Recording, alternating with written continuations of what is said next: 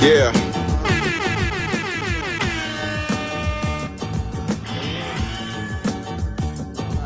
Bearded conversation, homie, tap in. Why you hating? You already know we locked in. The world's greatest. Broadcasting live and they love it, but don't judge it. Off the block, giving it back.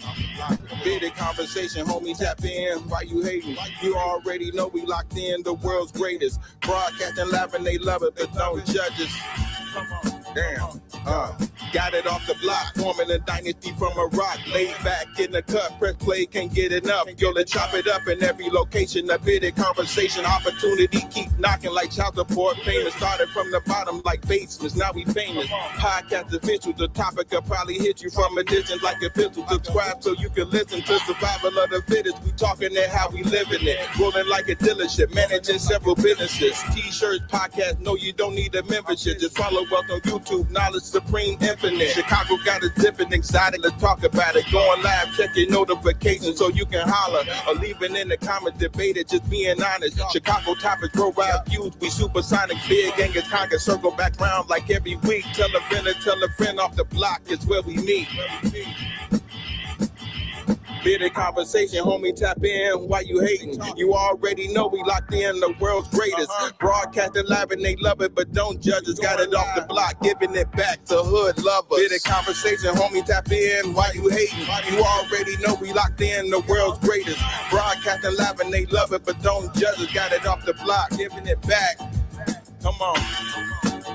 The hood lovers, off the block, giving it back. The hood lovers, broadcasting live. Off the block, giving it back. Conversation off the block, giving it back. Conversation off the block, giving it back. Conversation off the block, giving it back.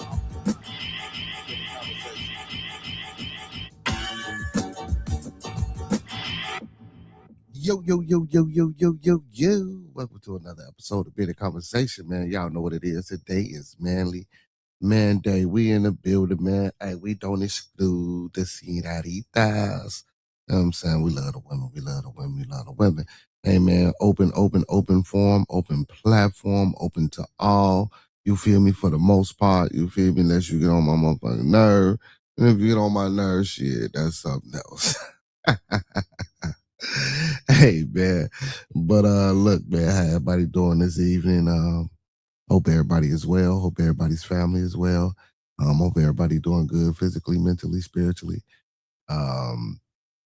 Fellas, you know what I'm saying? If y'all in the building, how y'all doing? Tap in, fellas. Let me know if y'all all right. You feel me? Most definitely, fellas, let me know if y'all all right.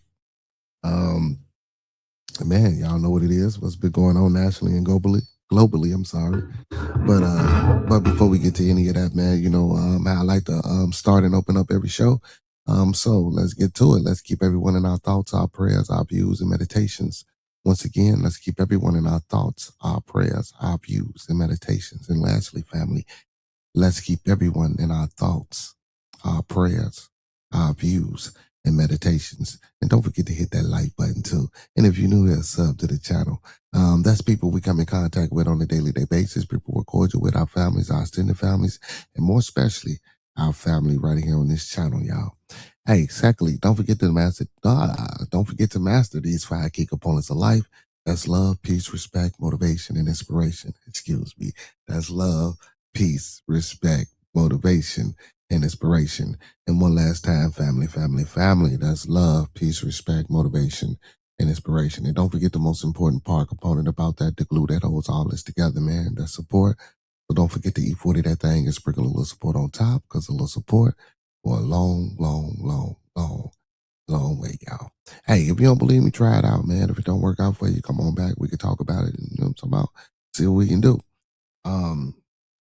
As I mentioned earlier, open platform, open forum. I do place the link in the chat periodically throughout the publication for anyone that want to, you know, add to the material, or if you got something that you want to touch on to talk about that you think needs to be brought to the forefront, please feel free to do so. Or if you just want to stay in the chat, that's cool too. Please be respectable in the chat, man. You know, a lot of times when we do this, I understand, you know, people's opinion and voices and all that matters. But let's be a little respectable. Well, a lot respectable. You know, we start off with the look because, you know, it's going to go left anyway, right? Yes, so big shout out to my co-host who ain't never in the building, Roscoe P, L B, and my co-host is with the most is my loved one, AJ. Love you, son. Hey man, big shout out, big shout out. You know what I'm saying, to all the Leos in the building, man. Leo gang season. Happy birthday to all the Leos. You know what I'm saying? Happy birthday to all the Leo folk. Fire sign in the building. Man, also, man, I want to give a big shout out to all my kings and goddesses that's moderators on the channel. I appreciate y'all for being here and doing what you guys do for the channel. Most definitely, most definitely, most definitely. Hit that like button, family. Hit that like button as you guys come in. Also, I want to let you guys know, subscribe to the channel, man. We got a 3-tier membership. Make sure y'all tap into one of the memberships that we got. We got the silver beard, bronze beard, and that black beard, which is the highest tier package. And we're gonna be bringing some exclusive things here. So I'm trying to get a comedy show. Where right now I'm in the midst of working on these comics. You know what I'm saying? Instead of stand up comic, we're gonna do some sit down comedy. It's gonna be a sit down comedy special. You feel me? So we're trying to put that in play. So be on the lookout for that. Of course, I will be letting you guys know all the details as they unfold with that. But yeah, man, I want to get into this Nolan Well case. Like I say, real quick, I just want to speak a few things before I play little content, little video. Of course, I've been following it or whatever the case may be. And again, I always tell people that, man, it's hard to, take notice or take heed or really, take for face value what you get on TikTok, right? But so I heard this from this young lady on TikTok. I think her name is Nerdy Pink Panda, something like that. So she noted that the boat had a compartment to store things, right? So I heard that. I really didn't, what I'm saying, I ain't really pay that no attention or nothing like that, right? You feel me? So I just let that go. But and listen, I'm not saying that these are true, or whatever the case may be, because I listen, I don't own a Triton, never owned a Triton, I don't go boating, I really don't like the water, whatever the case may be. I don't own a specific make model of boat. I don't even do that. So I'm not claiming that what this lady was saying is the truth. I'm just saying, the speculations, and I'm just speaking upon the things that were put out there, right? Before I play what I'm gonna play. So just giving I'm just giving my background on how you feel me, I understand what people be saying when they talk about the subject, about how people just draw massive conclusions, just speak out upon things, and they don't necessarily be true. But I'm not saying this is one of them cases or whatever, right? So I'm watching something else. And it goes to speak about a letter that was an entry into a journal on July 4th, on or around about July 4th. Don't quote me on the date or whatever the case may be. Right, and the letter goes on into speaking about how they could have potentially took the body somewhere on a parent's property or one of the boys' parents' property or something like that, and they had to store the boat, they had to store the body and keep the body cold, and because of decomposition, but it was summertime, so they couldn't quite do it the way they wanted to do it or something like that. And this was crazy shit, right? Great. So hopefully I can find that and show you guys that after this video. Then I heard right after that I'm hearing someone say speak about compartment or speaking about being put in a compartment on a boat, and I'm just sitting there like, wow, like this is insane. This is so sometimes this can be too much. You know what I'm saying? And it's really becoming too much with this Nolan Well situation. But again, and it's hard not to want to believe that something may have happened to this young man, right? And it's easier to take the mindset that something happened versus it could have been truly an accident. You know what I'm saying? And I understand that battle and that contrast that people are having amongst themselves. You know what I'm saying? In certain communities and other communities, and I get it. I truly do understand. You say, well, what's going on? Good evening, human. Good evening. You say, what is a pomegranate? Wow. What's Black Proud Woman? When will the government give our children Draco the bottle? Wow. Okay. But yeah, man. So it's hard, when you get into these type of situations, man, and divulging information and stuff like that. But I'll speak a little bit later on that. But let's get straight to this, Nancy. Tonight in the Nolan No, Wells Nancy, investigation. Tonight, a Nolan Wells phone evidence torpedo. Good evening. I'm Nancy Grace. This is Crime Stories. I want to thank you for being with us.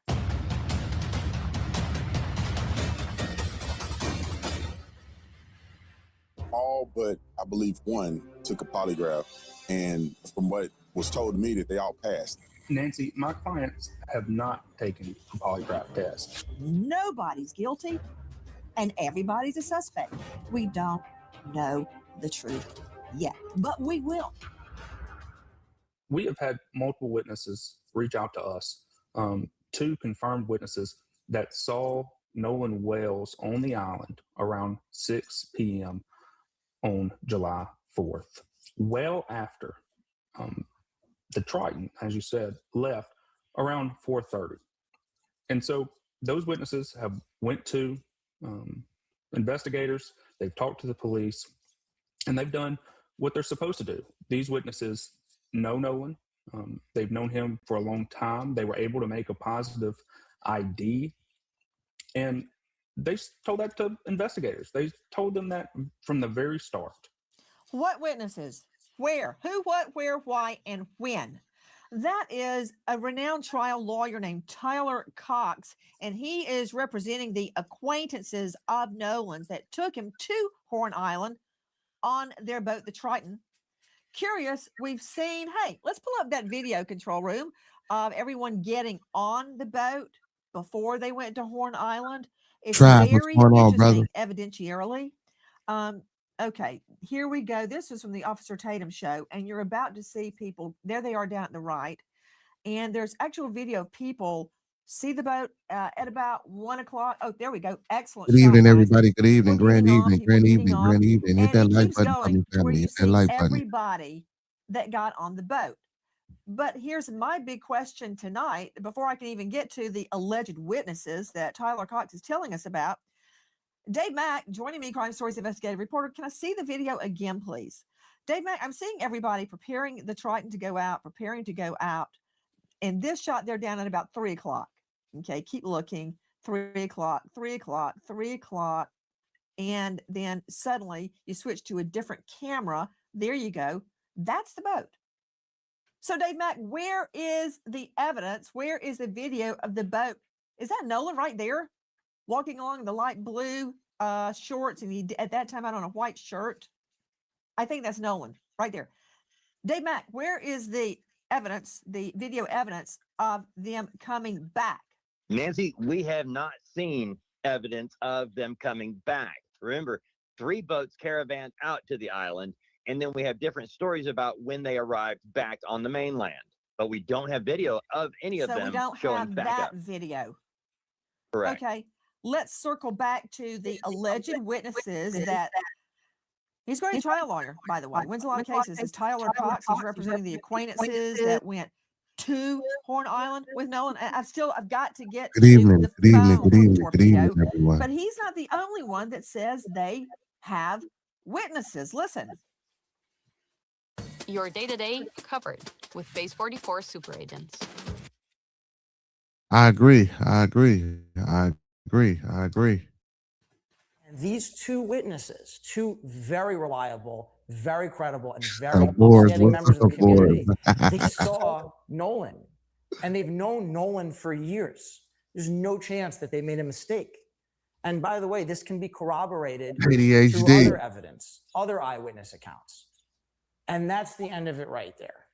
That's from the Officer Tatum show. Susan Hendricks joining me, veteran investigative journalist, author of Down the Hill, My Descent into the Delta Murder in Delphi. What witnesses? I understand that there's video and witnesses. One places him there at 5, one places him there at 6. Significance, the Triton, and we can show this by GPS. They are right about this, left Horn Island around 4:30. So if he is spotted, and you can confirm to me that he is spotted there at 5 or 6, that video has a timestamp on it, and I can corroborate that, or I can corroborate the witnesses weren't drunk. Hey, let's see that video control room again of Nolan bent over, and all you can see is his blue trunk right there. And that's not a very good eyewitness right there. Okay. Do I think that's him? Yeah, I do. I do think that's Nolan. But I would tear that up in court. Tear it to shreds. There's all sorts of, you know what? Hold on, Susan Hendricks. Greg Morse joining me, veteran trial lawyer, founder of Morse Legal. How you feeling, He's 88? in the Southern District of Florida, former West Palm Beach public defender, and author of The Untested. Greg, in Florida, as in Georgia, as in this jurisdiction of Mississippi, the code, the official code of Mississippi, annotated, lays out how you establish or cross-examine, same thing, same criteria, an eyewitness. That like button for me. I memorized that like button, how y'all. far were you away from the Getting that witness? algorithm. What was the Nothing light? much, Did you ADHD. wear glasses? What were you my wearing boy. in that night? Were you inebriated? Had you smoked pot? How can you prove that to me? Did anything obstruct your view? Was it daytime or nighttime? What time of the day was it? What were the conditions? You go on and on and on. I mean, you can rattle them off, right? I know you can. So Absolutely. how do I know the eyewitness can't identify anything except the back of his legs, like in that video? Well, that's the thing. I mean, there's no details about any identification. It's just a broad statement that other people saw Nolan after the boat left. The video you just showed shows from a view from behind of someone bending over. Did the person have sunglasses on? Were they familiar with who they were actually looking at and identifying? You know, how much had they drank during the day? It was a party scene. That's what usually these boat spots are. There's one by me in West Palm Beach, very similar setup called Peanut Island.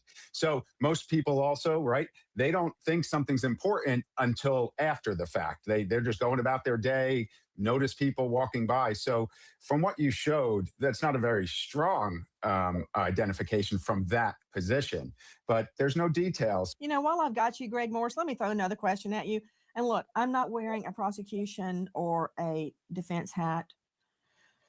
As you know, I'm a crime victim. I would say I'm coming at it from that angle. But I was very disturbed, Greg, when I got wind that there is no criminal investigation. It's been said over and over and over.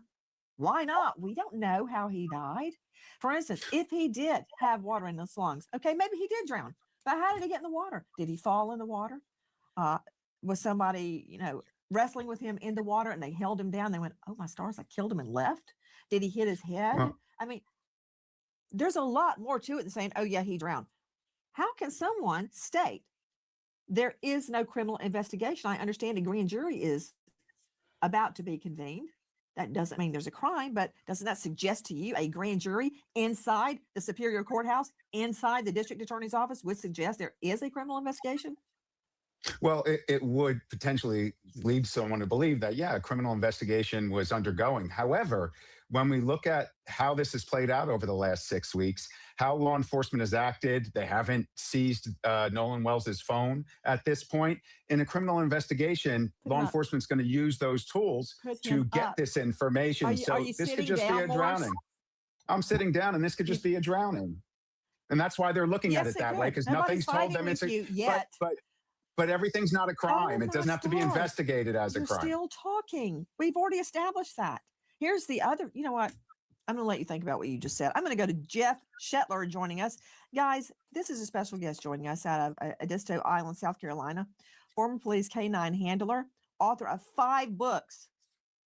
Last one, 2 weeks to operational tracking. I like this one. Red Dog Rising, K9 trailing, the straightest path, tactical tracker teams, the Tao of trailing. He is at gak9.com. Question, I get this a lot from the viewers, so you can put it to rest. How long does a person have to be dead before a cadaver dog will pick up on that scent? Well, honestly, a dog's going to pick up on the live or dead scent as soon as they're out there. So the time frame, you know, from hours to a day or so is really not a big deal. It doesn't matter what type of dog you have that's looking for humans. Within that first 24 hours, either type of dog, a live finder, you know, deceased person dog, is going to be viable. They're going to pick up on anything that's there. The big issue that we have here is primarily the contamination, you know, after the fact. If the dog was placed at the scene initially to search for our victim, then the chances are the success rate would actually be pretty good. The island is very, very small. There's not a lot of hiding places. There's not a lot of places he could go. On the other hand, inside the water might be a different story. You know, we have tide issues and everything else that are occurring there. This professional 32 terabyte. Now that's interesting. So you bring in a scent dog. I would assume you bring in a scent dog first. But the issue with that, in my mind, probatively, like, what can I use? How can I use that trial? What's going to prove for me? I already know Nolan was on the boat to start with. So, of course, the dog is going to pick up Nolan's scent on the boat. Yes. That's not hard to figure out. So I know a scent dog is going to pick up on that. But a cadaver dog, what should have been done immediately with a cadaver dog? And I'm putting this out there not to say woulda, coulda, shoulda. Maybe it happened and we haven't been informed. The press, the media, has no right to information in an ongoing investigation. So this may have been done and we haven't been told. I can only pray. So regarding a cadaver dog, what should have been done, Jeff Shetler, and how should it have been done, and when should it have been done? Lock down the location. Don't let anybody on there. Get the dogs in. See what type of reaction they have. Every second that goes by, every minute that goes by, every hour that goes by will have an impact on the dog work when it comes to age of the material, age of the odor, and more importantly, what your contamination factor is. And this is the one big thing that nobody ever really thinks about.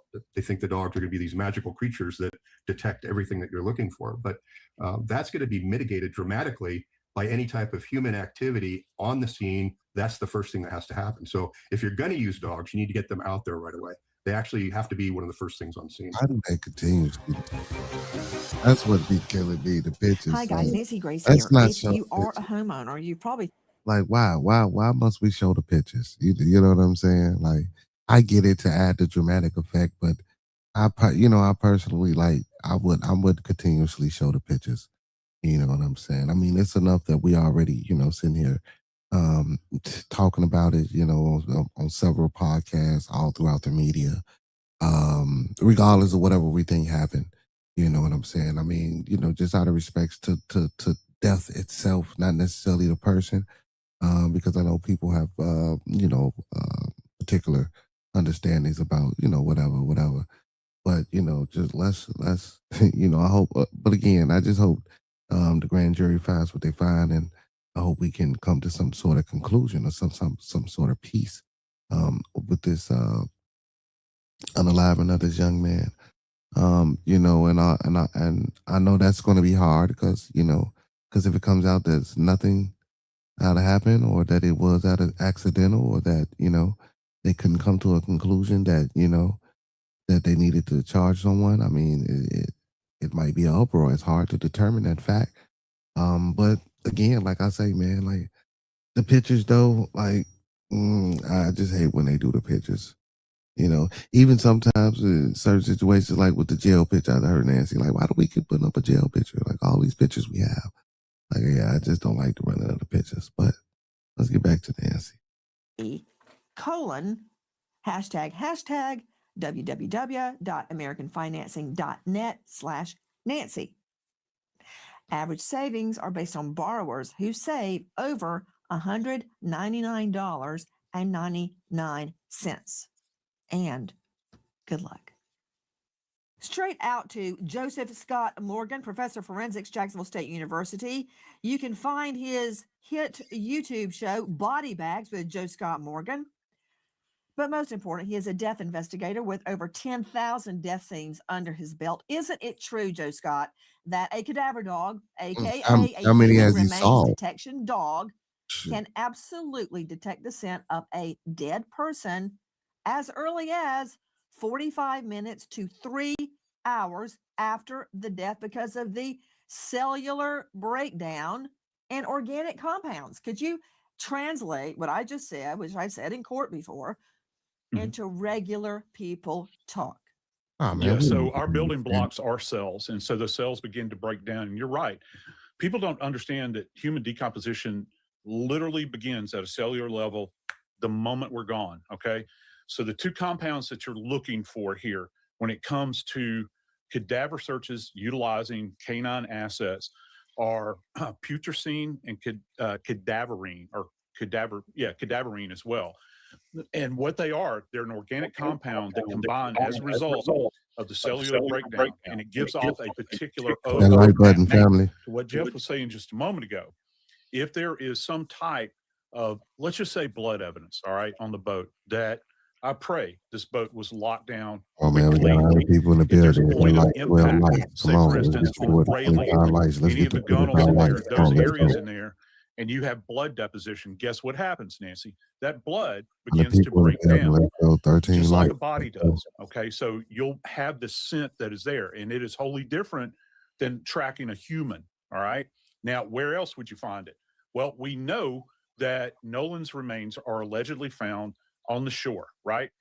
They're allegedly right there. Now we also know, and remember what the second autopsy said, he's in an advanced state of decomposition at this point in time. So the trick is here trying to That's when he's understand. found on the beach. Yeah, hold on. exactly. Just got, that's when he's found on the beach. But Let's get my them lights up, understanding, family. look, I'm just a trial lawyer. I'm not a canine expert like Jeff Shetler is, but Yeah. within minutes to hours, within minutes, dogs can pick up on the scent of human decomp. It starts almost immediately. And the dog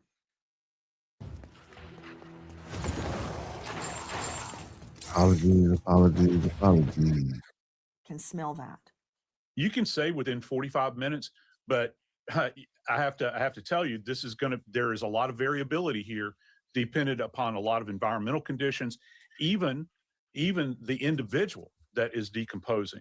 That's going to play into it. So that's not a static number. It's a bracketed number. So you don't know how long it's going to take for this to actually begin to develop. We also know that well-trained dogs like Jeff Shetler works with can still hit on decomp, even microscopic particles in soil, long after the body has been removed, sometimes years or even decades later, depending on the condition. But as Shetler just pointed out, in these conditions where the surface of the boat is exposed to water, to wind, to contamination, not so much. I'm going to circle back to Jeff in just a moment regarding any possibility of tracking human decomp or human scent on Horn Island. The thing is, we know he was there, so we know the dogs will hit on him being there alive. But what about dead? I also want to clear something else up, and this is really important. Greg Morris, these acquaintances that went out on the beach are not razor locked on them. I'm looking at them. I'm looking at everybody. Who are these two witnesses? If they are telling the truth that Nolan Wells was on Horn Island at either 5 or 6 o'clock, then the acquaintances on the Triton are in the clear, because Morse, I know based on their GPS what time they left the island. So we have to keep our minds open as to what, who, what, where, why, the whole shebang. We can't lock in on those acquaintances if they had already left and he's still on the island. Is that true? I don't know, but it could be, right? Many an investigation has failed because the prosecutor did not keep their minds open as to potential suspects, right? Well, that's 100% right. You know, the police have to keep an open mind here. It's not even a criminal investigation. So 6 weeks approximately has gone by. The folks that were on the boat with Nolan, nothing has come out even remotely to indicate they were involved in some foul play at this point. Now listen, now this I don't agree with. Like, it's been 6 weeks, this young man was unalive and it's not a criminal investigation. So what type of investigation is it? You see what I'm saying? Like, I honestly do, regardless of whatever anyone thinks, I would have treated this like a criminal investigation. Now, maybe due to the way, you know, the public is handling it, or because, you know, the way the public is speaking about it, maybe that's why they took another route. But I most definitely from the start would have been handling this as a criminal investigation. At all. They're just people that went out to this island with their friend. It appears their friend may have stayed afterwards, and, you know, maybe a tragedy happened. Maybe something else happened that wasn't involving them. A tragedy did happen. 6 Nolan weeks. Wells is dead, and I'm going to find out how. But I tell you Sure, what, but you're talking I about am 6 curious weeks. about This is why no this is polygraphs have been isolated. taken. I'm just Why? very curious. But why? But many Why? defense For lawyers what? wouldn't dream of That's letting us okay, know. Michael. Good evening to you, But brother. Nancy, you're turning oh, dear a Lord. what's Of not a course they're criminal not suspects. You said investigation that and to the want the attorney, trappings wasting my of time. one. Stop it. But when you talk about I see polygraph, his lips moving. I hear. Okay, yeah, just keep him just like that. Yeah, that's the way I like Morse. Don't hurt your head, Morse. Don't hurt your head. Okay. Susan Hendricks. Oh, my stars, Hendricks. The family is now seemingly being accused of wrongdoing because they haven't handed the phone over yet. What happened back on, I've got a big note here, phone, July 15. Isn't that when the family had a meeting and said, yes, you can have the phone, but they want independent examiners there at the same time, right? Tell me July 15, what happened? July 15th, the attorney for the parents of Nolan met and said, yes, we want to give over the phone, but we want someone in the middle here, someone from the outside, an expert to analyze the phone. It appeared everyone agreed. Then all of a sudden they get a letter saying, we want the phone and you have 24 hours to send it over. The DA sent that. And the parents were out of town and said, wait, we don't have the time to do that. Hence the narrative that they're not cooperating. Now, they say, Nolan's parents, look, we have our experts on standby. This week, pick a day. And not to mention, on the 19th would have been Nolan's 19th birthday. A difficult week for the family, but they say, hey, we'll give up his cell phone. We want someone, a mediator, if you will, an expert in the middle. Well, this is interesting, what you just said. So, are you an expert, Michael? Do you work for the police? Are you an investigator? Are you a forensic scientist? Joe Scott Morgan, professor of forensics, Jacksonville State University, I've been there, and it is a world-class Crim Pro division. Whole building, whole floor is set up just to recreate scenes. I was so impressed by it. Joe Scott has worked with me on multiple recreations, intricate recreations at Jacksonville State University to try to figure out, is what the defendant is saying, does that make sense? Is what the state is saying, does that make sense? Just all sorts of things you can learn from actually recreating the scene. That said, Joe Scott, I have examined evidence myself at the crime lab. And the crime lab out on Panthersville Road is amazing, state of the art, with the defense attorney there. Mm-hmm. And I typically would not allow a defense team to examine the evidence unless I was there. And so you do I think they're going to do something nefarious? Maybe, probably not. But I don't want them to even touch it if it could somehow, compromise the evidence. And it can. A lot of the times, can compromise the evidence. This is not unheard of. I guess you're an expert as well, huh? There, when the phone is searched. Yeah, you're right. And it happens. Nancy, I've actually been in autopsy suites with defense attorneys. Believe it or not, all manner of people come through the labs over the years as an independent set of eyes. So let's just say that they do, in fact, have an independent individual examine this phone. And I think this question goes back to you as a prosecuting attorney. Would any kind of findings that were on that phone, would they be negated as a result of the state not doing? If you wanted to move forward as using this evidence in a criminal prosecution, perhaps, would it invalidate it since the state is not doing it? And what are you going to find? And how many hands are going to be on this phone at that given time? Are you saying that if the defense did their own investigation of the phone and the state did not, would that negate the defense findings? Yeah, because remember, we've got a grand jury that's going to be impaneled. Allegedly. HELLYES.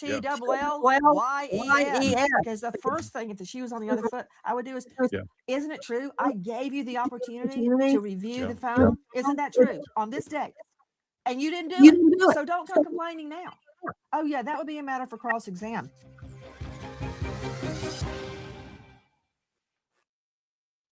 Yo, I just typed that in and it made the whole... Apologies, family. Apologies.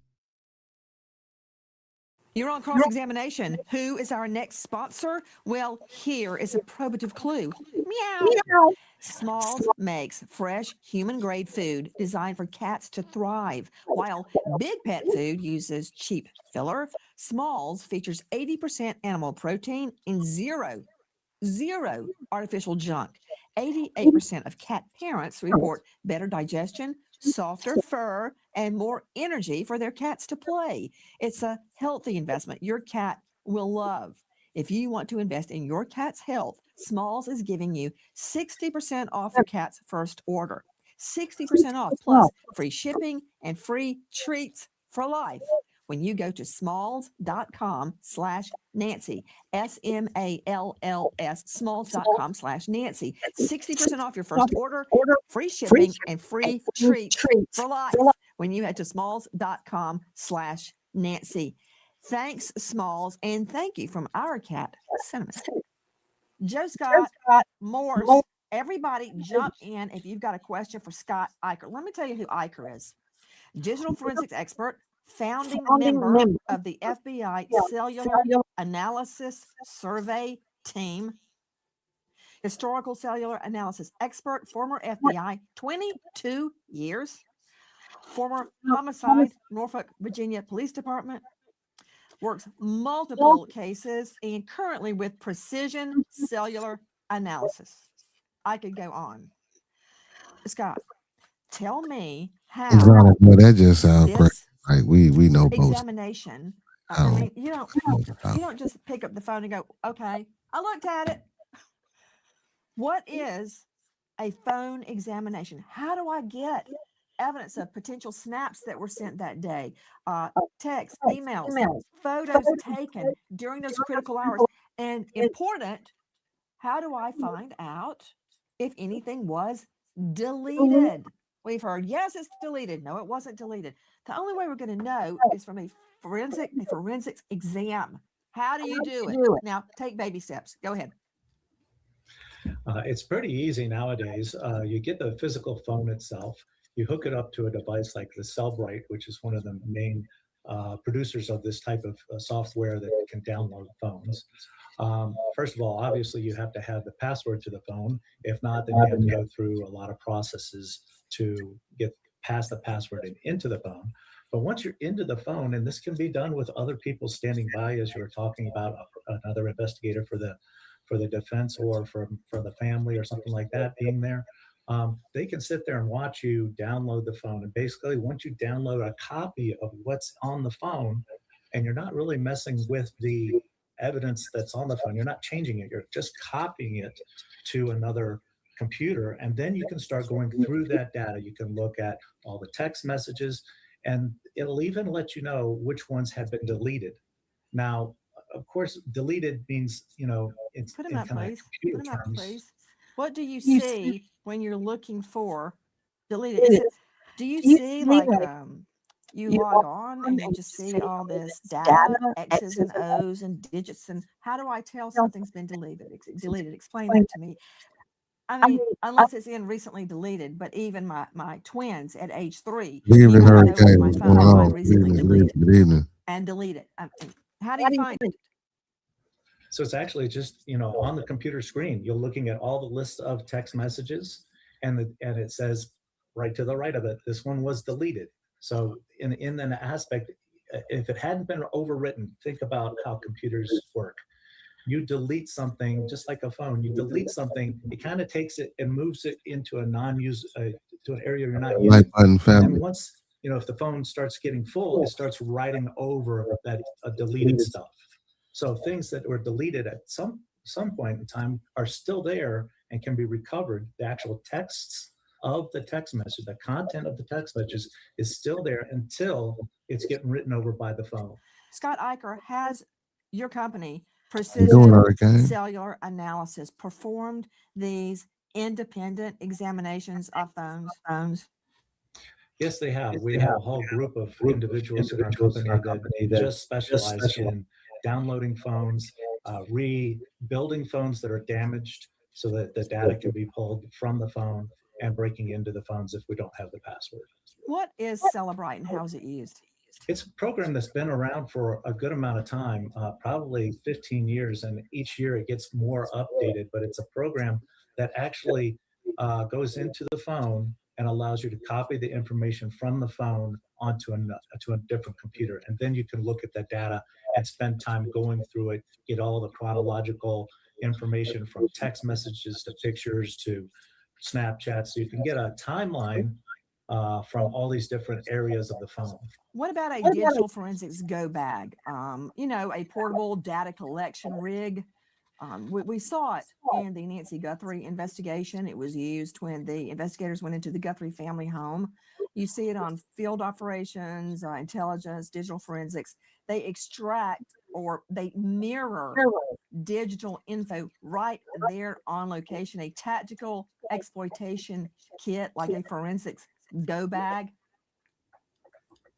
Yes, those are available, and basically Cellbrite is that also. It's more for phones, but you can have the same type of device for computers and for other devices in the home. But Cellbrite is also a portable device that you can take to a crime scene, take to a house, or go to a individual's residence and do that download. It doesn't have to be done in the office. According to the family, they have made the phone and their independent experts readily available.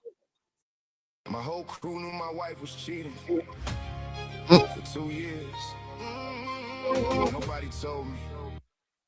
The Jackson County DA's office, as well as our forensic team, and possibly the FBI, we're going to together download and examine the phone. So it's done one time with everybody together, right? This is very common in the law. This is what is supposed to happen. We're waiting for the DA to determine the time, the place, the date. Let us know, and we are going to be there with our forensics team and anybody else, but it's done one time, one examination. We're ready for it to happen. From our friends at WLOX, that's Liza Park working with Nolan's mother. For sure, RIP. To you, Susan Hendricks, now somehow it's made to look like the family, Nolan's family, is not cooperating. Let me understand what has happened. So Nolan's family went out of state. I don't know why. And while they were gone, they get a demand letter from the DA's office. Yeah, that said you have 24 hours. And they were at the NABJ, National Association of Black Journalists Conference in Georgia. They spoke on stage and they said, wait a minute, we're not there. We can't do that. I thought we agreed on July 15th at that meeting that we would come together and do this. And now you're acting like we're not cooperating, but we are. So then they came back now, Nolan family attorney saying, okay, any day this week, we need 24 hours notice and we'll make it happen. Not having the phone, they just don't trust for the DA to have the phone alone without an independent investigation into the phone, someone who's not biased. And Dave Mack, Crime Stories investigative reporter, the family is afraid. Many people have seen injustice in other cases that have nothing to do with them. And I believe they fear evidence will be destroyed or mishandled. And it can never be recaptured. It's very possible it could never be recaptured. I mean, you and I and Joe Scott, you did an incredible recreation in the Ellen Greenberg case. Remember? Ellen Greenberg stabbed, I think, 20 plus times, including the back of the head, the back of the neck, the back, actually severing the dura of her spinal cord. And the ruling was suicide. Okay, this is what I'm leading up to. So, yes, ma'am. All of the evidence was not documented at the scene.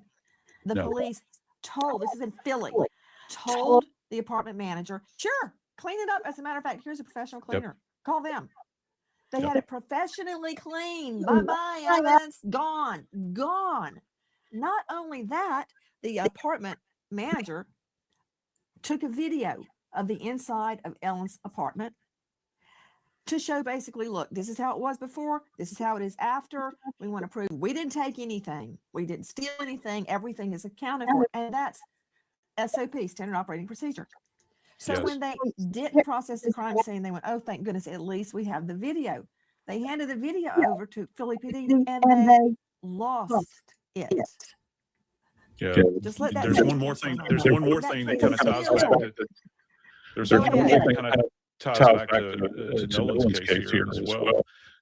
And that's the fact that with Ellen, I don't know if you recall this, the computer made it out of there as well. Do you recall that? And that was never examined.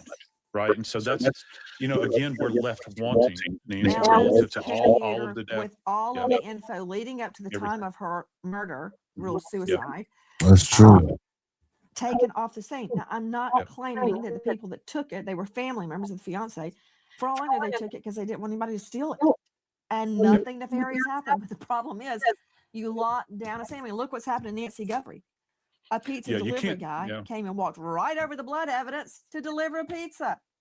Same thing here, Dave Mack. I get why the Nolan Wells family is fearful.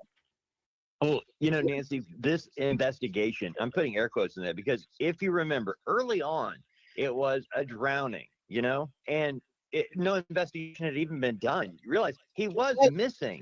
It wasn't like it was hours and they went back and he was missing for almost 2 days. And the family early on was not getting information that they felt like they should. All they're saying is, we want to be assured of the chain of custody, how the extraction on this phone is going to be performed, who would have access to the extracted data. That's important. Preservation of the evidence. And then, when is this phone going to be returned to us? This is the last thing they have of their son. And those things that I just mentioned, those were the items discussed on July 15th.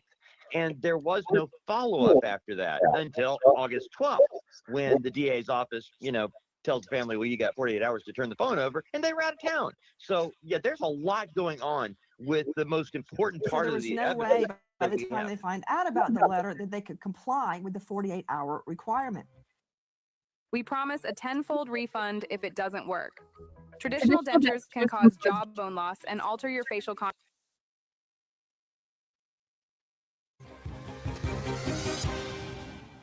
Hi guys, Nancy Grace here. Please join us on Crime Stories and victims or think you know anything regarding the death of this young man, Nolan Wells. Dial 228-769-3063. Repeat, 228-769-3063. We are not letting go of the Nolan Wells investigation. Tonight, we remember an American hero, Deputy Sheriff Brian Philip. I like how she released that County Sheriff's Wyoming. I agree with that. Killed in the line of duty, leaving Really not a behind bad wife to I like how she in that show. American hero, Deputy Sheriff Brian Philip Gross. Thank you to our guests, but especially to you for being with us tonight and our search for the truth, wherever that may lead us, in the Nolan Wells death. Nancy Grace signing off for tonight, but I'll see you tomorrow night. And until then, good night, friend. Now, for those that might not like Nancy, I get it. You know what I'm saying? I understand. But me personally, oh man. Again, I'm not truly a Nancy Grace fan, right? I'm not finna sit here and sugarcoat it and tell you guys, oh man, Nancy Grace is the best. You know what I'm saying. I'm not going to do that. But what I will say is, I do appreciate. Excuse me, and I understand what she's doing, and I guess to a certain degree, I'll even say I appreciate it, if that makes any sense. But again, man, it's just, a lot of speculations, a lot of things is being said, a lot of things is happening, a lot of things is going on. We don't necessarily know, what I'm saying, the wholehearted exact truth.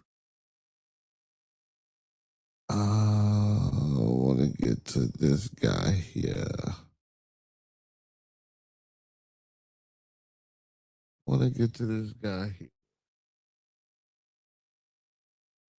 Because I think this is where I think this.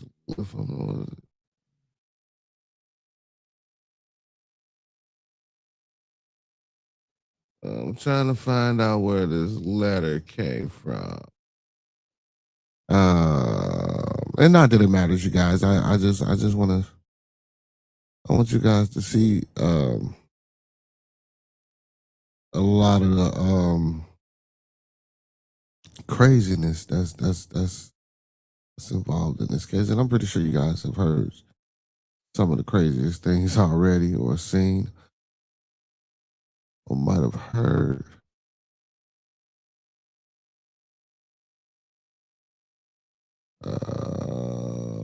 Okay, give me 1 second, you guys. Give me 1 second. But in any event, though, regardless of what we didn't see to what we didn't heard, man,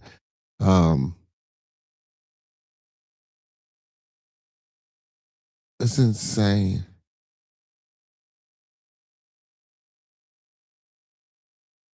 It's insane to just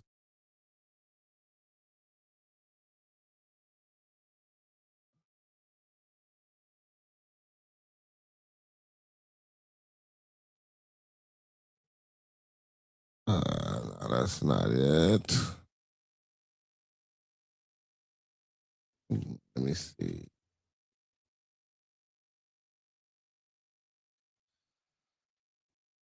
I thought this was crazy. And again,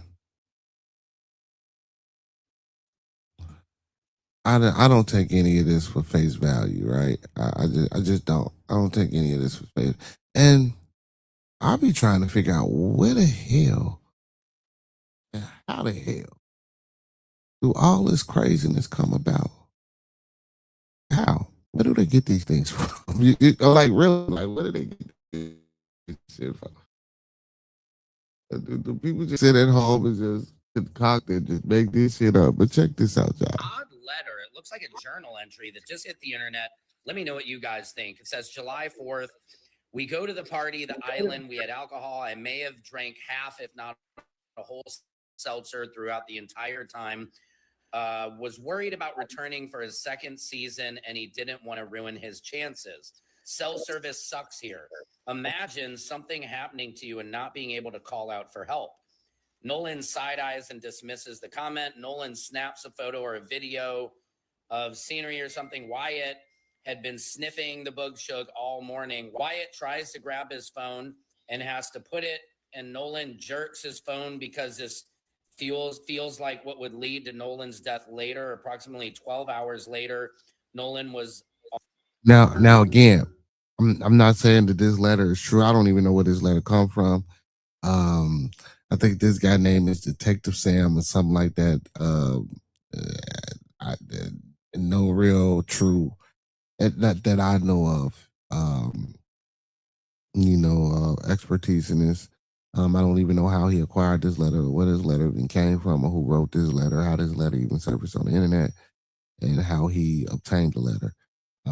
Again, the letter is probably just some crazy shit because, again, just looking at how it was wrote, and then he couldn't even make out, saying half of what the letter said and things like that. I mean, this is at this point, man, it's just getting unbearable, and it's getting crazy. It's really getting already crazy. hanging on an inkling he shouldn't go to the pool party. Him and Wyatt have had some animosity for a while because Nolan was back and forgave easily and didn't hold grudges. He was the peaceful friend, the conflict solver in most of his social group. He had several, maybe 3 friends, grumps. I can't read the rest of that. Nolan was only put on the boat to be transferred back to the island around 3 to 5 a.m. July 6th. That's why he wasn't found initially on the island. He was stored somewhere cool and dark to keep from decompositioning a minute, but it was summer. He already started to have a hint of smell permeating the shaded area. It's an area of property him and his friends hiked or hung How did around they in. use And the yes, word it's one of his friends' decomposition? properties. Somebody got a farmer hiking trail, maybe both. Somebody cried. Somebody is scared to speak. Somebody was threatened. All of them are being haunted. Nolan decided to unfriend this group, and they couldn't accept it. The ultimate motive.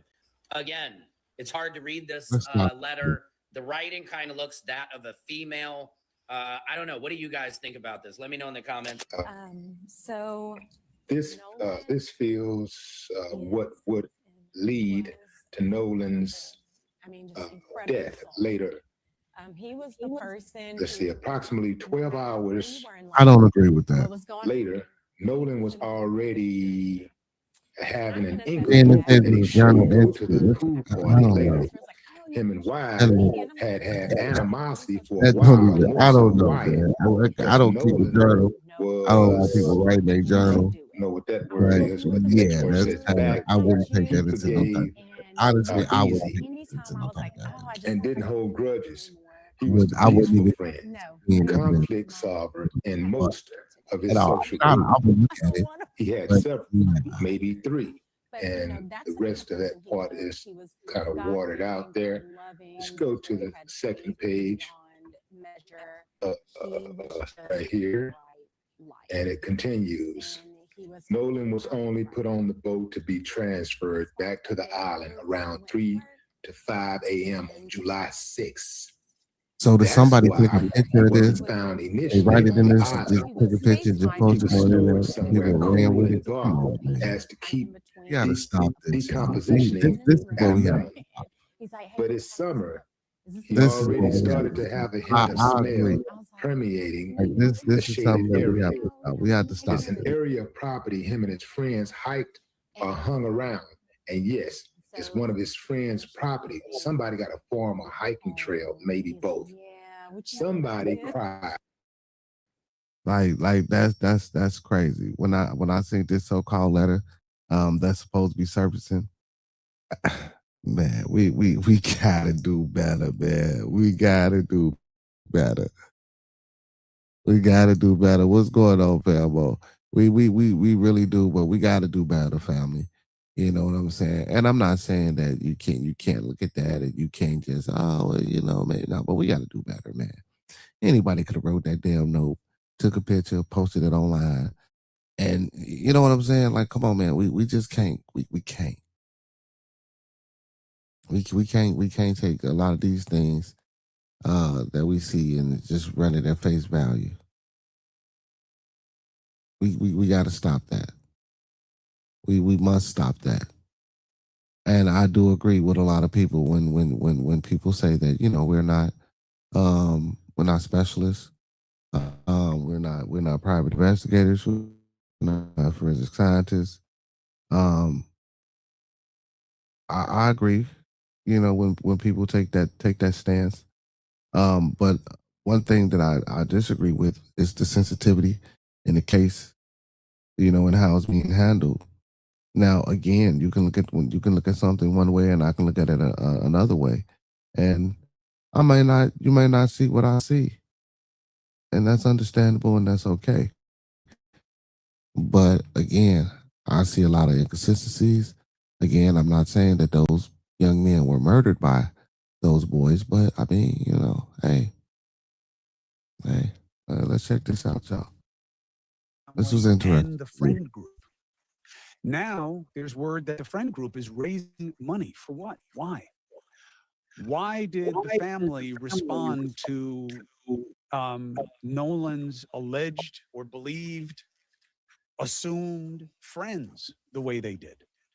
Brandon Tatum is a lightning rod. Why? Black guy who talks conservative politics, black guy who supports the president, black guy who is not open to the idea that in Nolan Wells, it's got to be about race. Went to Mississippi, had interviews that definitely shed light on who we're dealing with here and what's going on. So I asked Brandon Tatum to come back to talk about the response to what he learned, what he now knows that he can share with us, and what he believes the state of play is with what is resonating on the story of Nolan Wells. And there's one thing that we agree on right off the top. Nolan Wells was a great young man, and he was a tremendous loss, obviously, to his family, but also to his friends and to his community. And we often get distracted by how someone dies, and we forget how they lived, even at the young age of 20. This kid made some impact on I so agree, many people, Fambo. That's why and I'm for the like, right I reasons. look So at the what does letter, but Brandon we're Tatum not know? using that for What does he nothing. agree with? What does he disagree with? And why? Let's get after it. Brandon Tatum, thank you for joining us again. My pleasure. Thanks for having me back. How has the reporting that you did in Mississippi and the interviews that you did, how has it been received? It depends on what group of people you referring to. I think that for rational people that, in my opinion, want to know the I truth and actually don't want to reached be out to mangled, Officer I think it Tatum. was Hopefully he received very reaches out well. back They to got me. I access want to to sit down information with that him and wasn't see if I privy can to the get an public. interview. I actually reached Obviously, law out to him. enforcement has this information already, but information that people who are interested in finding the truth wanted to hear from these young boys and their account, and they can make their decision from there. It was received very well. People are thankful, very thankful that I took the time to interview these young boys, and they got a little more clarity when it comes to majority Black community. Some of the celebrities, D.L. Hughley and others, they absolutely hate me. They think I'm Satan, and they think that I hate my mama, who's Black, just because I decided to interview people who asked me to interview them. And I don't know how people have conflated what I have done in this interview or in this process, but they have. And this is not abnormal. When you're Black in America and you don't toe the line of where, quote unquote, Okay, first of all, man, them boys don't know you, man. Them boys, 18, 19 years old. Ain't no way in the hell they reached out to you and just asked you to interview them. Like, come on, let's stop it, man. Like if we don't, if we can't see, if y'all don't know, that's a damn lie. Come on, man. Black community wants you to, then you're deemed an Uncle Tom coon sellout. You somehow This hate your ain't true, people, and man. you somehow working for the white man, which is furthest from the truth, man. I love everybody. I don't care nothing about race. It's pointless to think about race. I treat people based on their character, based on their integrity, based on what they present to me, and that's the end of the story. Why do you think members of the Black, I don't know, what do you want to call it? Celebrity community, whatever it is, Black people whose names we know, why do you think that they come at you that way? You think it's about your politics, or do you think that they are worried about something that you're not showing enough concern about in their estimation? No, a lot of these people are ignorant. They're Why was that even a hard question to ask? Why you just couldn't say why do you think other Black people, you know what I'm saying, feel that way about you? Whether they're celebrities or not, you feel me? Because it ain't just celebrities that feel that way. It's just people, in general as a whole. So why do you have to break it up and specify it and compartmentalize it? brainwashed and emotional. None of them are addressing actual things that I said and actual processes that I went through to interview. They do not care about the truth, or many of them would have interviewed me and just asked me what happened and what did I do. None of them, even those who claim to be journalists, did not give an I opportunity reached out to to the other him. Let me side see to if he have, for the reached other back side out to to have a me and voice. see what They he did say. not, I and the got a reason why is because they're white, and and a lot of them actually hate white people, and they act like they don't. Listen to their rhetoric. Listen to the things that they've said in the past. They hate white people internally. Listen And to so when a crazy. topic comes up like this, and there's an opportunity to paint white people with a broad brush, they take advantage of it. And I've seen it over the years. I've seen it growing up. I used to hate white people when I was growing up. That's just a part of the culture. It's personal. And unfortunately, it rears its ugly head as soon as one of these incidents happen. And you've seen it time and time again. Go look at the comment section. How does young men who we don't really have any evidence that committed a crime, how do they get painted as criminals? How do they get painted as being responsible for the death of a person that was considered their friend? If the roles were reversed, this would be maddening. You know what it's like to confront racism. You know it on many different levels, right? You know it as a Black man, you know it as a Black athlete, you know it as Black cop, you know it as a Black political advocate, you know it on a lot of levels. When you met these people, their families, what did that special or if unfortunate radar that you have built into you, what was your read on these people and the vibe in this community vis-a-vis Nolan Wells? It was incredible. They were normal people. They seemed like great families. They seemed like they raised their children right. And the interesting thing, they had nothing but great things to say about Nolan. They all were very thankful for Nolan. They were all saddened. Even some of the parents cried when we were talking about Nolan. They were very distraught that Nolan had passed away. And they all seemed like if you go to that side that I went and talked to the people on that side, they all seemed to love Nolan. This was lost for everybody. And there was no racial animus. They all have Black friends and everybody get along. Everybody that I talk to is like, no, the race is not a thing here. We all love everybody. Horn Island is full of a diverse group of people. We have a diverse friend group. All of these things is what is said on this side. Very welcoming. And I do not think that's the case on the other side. You want to shred that chest to pieces? Watch this. Apologies, family. There have to be sides, and how do you define the other side?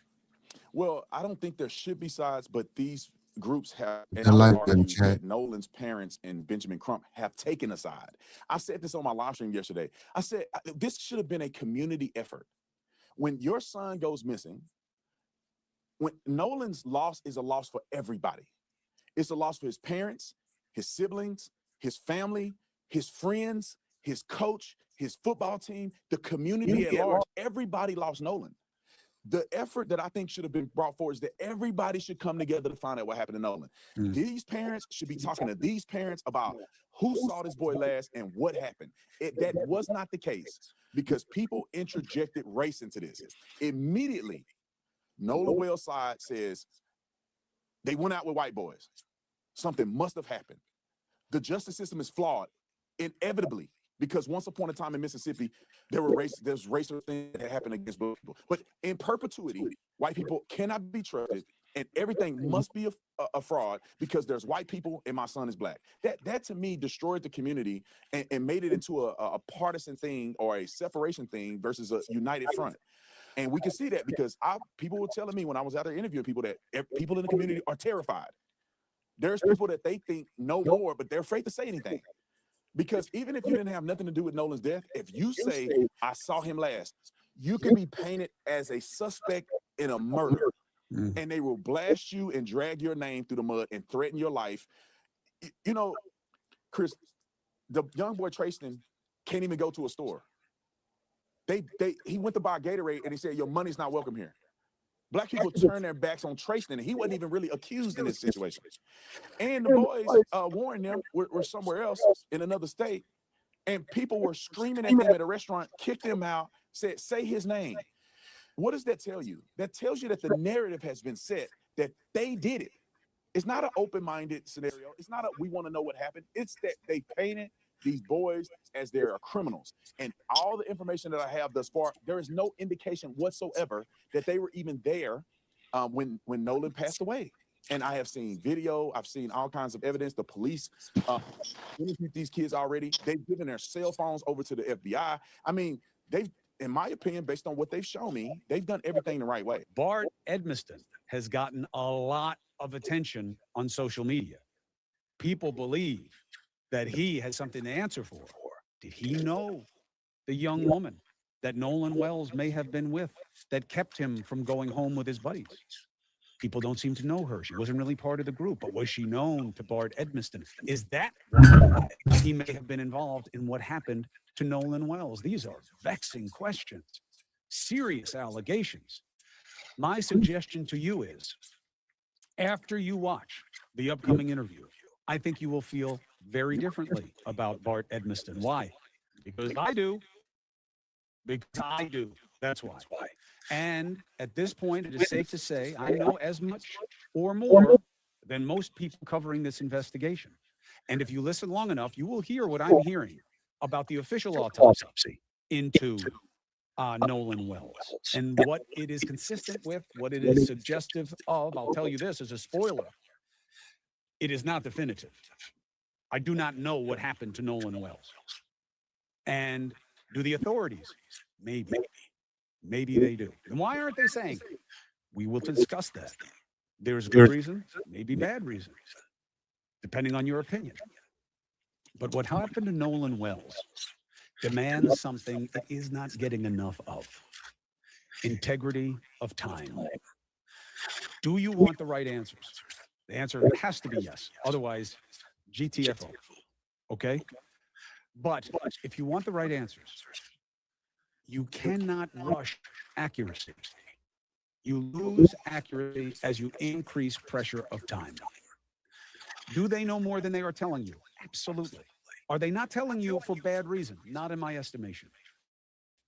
Do I want to know more than I know? Of course. Of course. But that's a fundamental tension. Okay? Due process demands the integrity of the process. I love leaks. I love accurate leaks. Why? Because I want to know more. And I do think it helps me as a watchdog on the system. But presenting to a grand jury, it is a secretive proceeding. It is. Look it up. And I understand now that this prosecutor in Mississippi does it a little differently than some others do. Why? Well, they don't go to the grand jury with everything. And this prosecutor is more inclusive. So you can't read into it going to the grand jury as if it is suggestive that she believes there may have been a crime. I don't think that that's a fair assumption. We'll explain why in this interview. But I do think at the end of the day, there are real questions about how a young, strong college athlete just died and nobody saw anything, nobody knows anything. That strains credulity. It would shock the conscience. Why? Doesn't make sense. I mean, anybody who's paying attention knows it wasn't 4 people go out, 3 men come back, or 5 go out, 4 come back, whatever the math was. It just happens to be the odd man out, the black guy who doesn't come back. This is not as simple as that. There were hundreds of people where they went. Somebody saw something. Somebody may have seen everything. And the investigators may well know who that person is. But is it Bart Edmiston? Was Bart on that boat helping or hurting? And how do we know? Did Bart know the young lady that may have been with Nolan Wells? Was he jealous? Those pictures you've seen, are they accurate? Are they fair? That audio you've heard, is there a basis? What does Bart Edmiston say about that audio? What does he say? Now you will know. Here is his counsel, Russell Latino, who is representing Bart Edmiston Jr. 21 years old, knew Nolan Wells, was part of that group of boats and friends that went from the coast of Mississippi out to Horn Island together. That is all true. He knew Nolan Wells. He was part of that group. But which part and what happened? Here's what we know. All right, you got to stop buying generic Viagra if y'all over 40. You can get 9 pills of 100 milligrams of Viagra for just $7.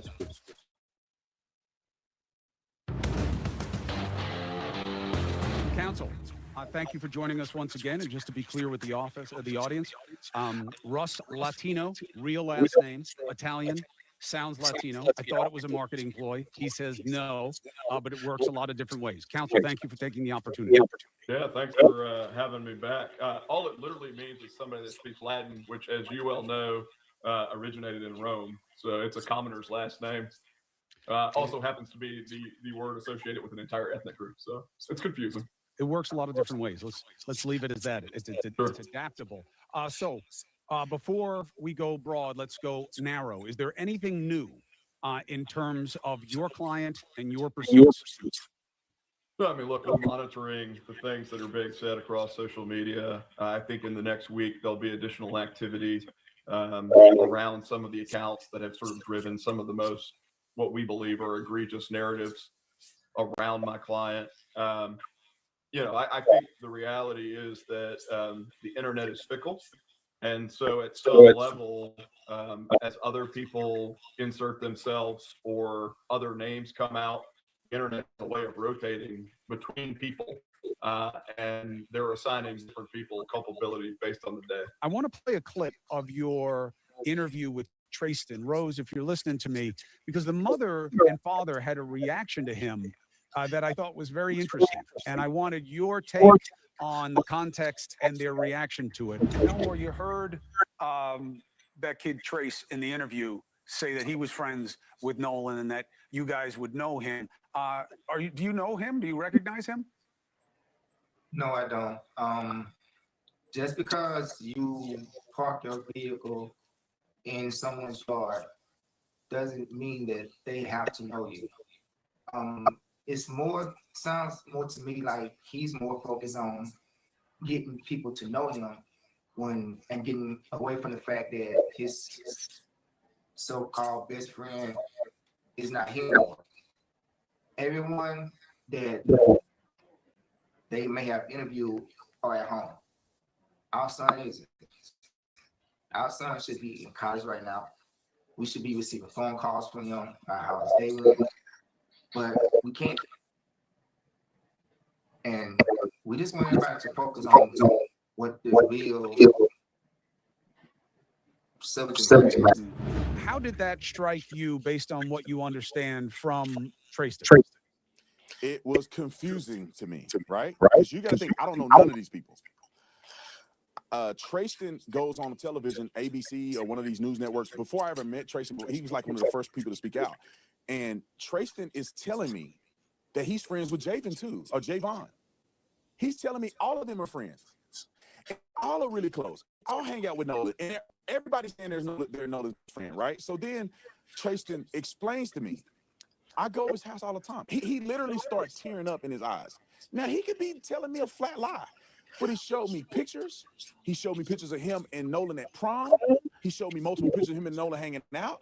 He starts to tear up when he told me before the interview and during the interview. He was like, that hurt. That she said she wouldn't even know me. He didn't just say he posted. Now, he could, like I said, I don't know who's telling the truth or not. I wasn't there. He didn't say he just parked his car in Nolan's yard once. He said he parked his car in Nolan's yard a few times. He also said he spent the night over Nolan's house multiple times. He told me that him and Nolan, he said Nolan was his best friend. Now, you got to think, Chris, he's not implicated in this. Only the white kids, right? They left the black kids out. Javon, even though Javon had his story of being with Nolan and all that, nobody cares about his story. Even though Javon left his phone on the boat with Nolan's phone, when the boat left and they had to come back and get his and Nolan's phone, nobody talking about him because he's black. But Tristan is telling me, I used to take him to school. We used to get rides together. His dad used to come pick us up and do these things. And he seemed visibly emotionally upset about them saying they didn't know him. Now, that's my conflict. I don't know who. Nolan is not alive to tell us, but I find it more believable on his side than their side. And I'm gonna tell you why. It wasn't until I think that Tristan distanced himself from the racial component in this situation that all of a sudden he's no longer even associated with Nolan. And I can't, it's very hard for me to, he tells me the class that they met each other in. I just don't see him lying. I just don't see him lying about it. Summer's here. If you want to actually feel confident, less bloated, more energized, not just look like it on the outside, but feel it, starts with your gut. I thought being bloated every day had just gotten like that is ethically treated. In tune with your kids, you may not know who their friends are. You don't think they're friends. You don't engage with them. They don't come to your house often. But to Nolan, when he's not at home, he's engaging with these young people and he's very friendly with them. I find it also interesting that the parents act like Warren and them weren't his friends. And Warren and his parents are like, let me tell you this, Chris. Nolan's mother went to school with Warren's stepmother. They went to school together. She have all these pictures in the yearbook and them in all her classes. They went to school together. They knew each other to a certain degree. And the mom is saying she don't know any of these people. And the parents, when I met them, they were all emotional about Nolan. And they said, Nolan he's over our house. Man, I went to school, plenty of motherfuckers sat in the class with him, and I don't know them people. All the time. We love Nolan. I mean, they cried. One of the mothers cried when she talked about Nolan. And so it's kind of interesting that, like, all the parents are saying that they love Nolan. He's always there. They vouch for his character. And they have pictures with Nolan everywhere. Nolan spent the night at their house, and Nolan went out to Horn Island with them for the second year in a row. With Base 44. And again, you can't say that, yeah, maybe Nolan did spend the night at these people's house, right? Maybe they knew Nolan. But you can't say that, his parents knew these young men or their parents. You can't say that. Well, look, here's one thing we know for sure, and you mentioned this earlier. This was a good kid. You got to give credit to his parents. You got to give credit to his extended family, his teachers. They had a good one here. This kid had good grades. He was a college athlete, and everybody, not just because he's dead, because there could be people who just wouldn't say anything or would say it differently, right? I mean, you and I have both seen plenty of situations where a young person dies and it's under curious circumstances, and they weren't a saint, and maybe they didn't deserve what happened to them either, but there's a mix. Not with this kid. Everybody unfailingly says, and you see it in the videos of him dancing with staff at the school and stuff like that. And, people wanted to be around him. They liked him. This was a good kid. This kid, and this is why it bothers me so much, because this kid was an exceptional human being. Like, I was tearing up multiple times talking to these boys. We went out to Horn Island on a boat. They were emotional and saying this was Nolan's favorite song. They played songs that Nolan loved going out on a boat to Horn Island. These boys were tearing up. They loved him. His parents, the boys that I'm talking about, I never met Nolan's parents. His parents cannot say enough about Nolan. They loved him. They said they were like, he was like a son to them. One of the boys' mom, Chris, presented a 70-page document to me where she said she's so obsessed with finding out what happened to Nolan. She went and talked to everybody in the city. I talked to this person on this day, and this is what they said. This person wasn't involved. This person did this timeline here, this, 70 pages. This is how much one of the boys' mother loved Nolan and wanted to find out what happened to him, that she is literally talking to everybody on planet Earth. One other step sideways, and then I want to ask you about what your best sense is as Not law everybody enforcement and someone who's else. down there and someone who's working it as to where we are and where we wind up. There was a fundraiser. Nolan's friends established a Give, Send, Go fundraiser titled Stand with Nolan Wells's Targeted Friends. The names offered were Warren Hudson, Jax Patalo, and Morgan. Well, that's Seymour. hilarious. What do they need a fundraiser for? Yeah, because they're getting ready to get sued by the family. The family had established this the day that Nolan was put to rest at his funeral on that Monday. The family signed a document opening an estate in his name. Most people that I talked to about that said that is what you do in preparation to sue for wrongful death. They are posturing up to sue the family, to sue these kids. And they sent the document to some of the families. I saw one of them that says that they need, in preparation of a lawsuit, that they need to retain text messages and all this other stuff that they have to retain and not delete in preparation of a lawsuit. Now, mind you, Chris, nobody knows what happened to Nolan. By all accounts. Do you believe that, by the way? That nobody, well, I'm saying we don't have any information that anybody knows. So I don't, nobody's told me and nobody's told anybody. Everybody's kind of speculating. Maybe law enforcement know, or they may not even know, right? People may not even talk to him about it. But we do know that he's dead, but we don't know what happened to him. And if a person is being honest and digesting all the information that's made available factually, it appears that these young men whom they accuse, whom is listed on the GoFundMe, have Gives and Go, was not there. Phone records, Life 360, boat records, GPS, all of that has them all leaving. All of them are gone. The 3 boats that came in with Nolan on one of the boats, that friend group were all gone except 3 people, including Nolan, were all gone at 4:30. People saw Nolan afterwards. So with that being said, why would you sue without knowing the conclusion of what happened? What if Nolan drowned? Why is your efforts having a civil rights attorney in a lawsuit pending or in preparation of a lawsuit if you don't even know if they had anything to do with it? And I just think that what happens with Benjamin Crump, this is my opinion based on a plethora of examples, and there are families that have reached out to me saying that he did him wrong. And I'll be trying to look into the validity of that. But like, he's coming in to do what? Not to get justice. That is a ploy. If you look at his track record, no one has gotten criminal justice. It's only financial payouts. Hands up, don't shoot. Michael Brown. Michael Brown, they got a payout. Breonna Taylor was justifiably shot, according to the law and according to all the information I had. He represented them, and he was all at their funeral. The young kid that was killed by Zimmerman. Whether you're backing up your home, exploring the outdoors, or powering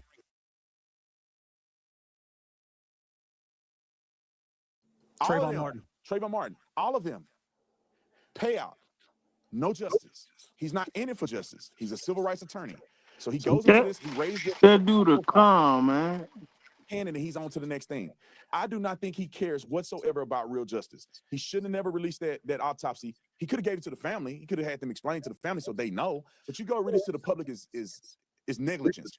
And there's a defense attorney saying because he released it, there's no way that nobody's going to prosecute anybody.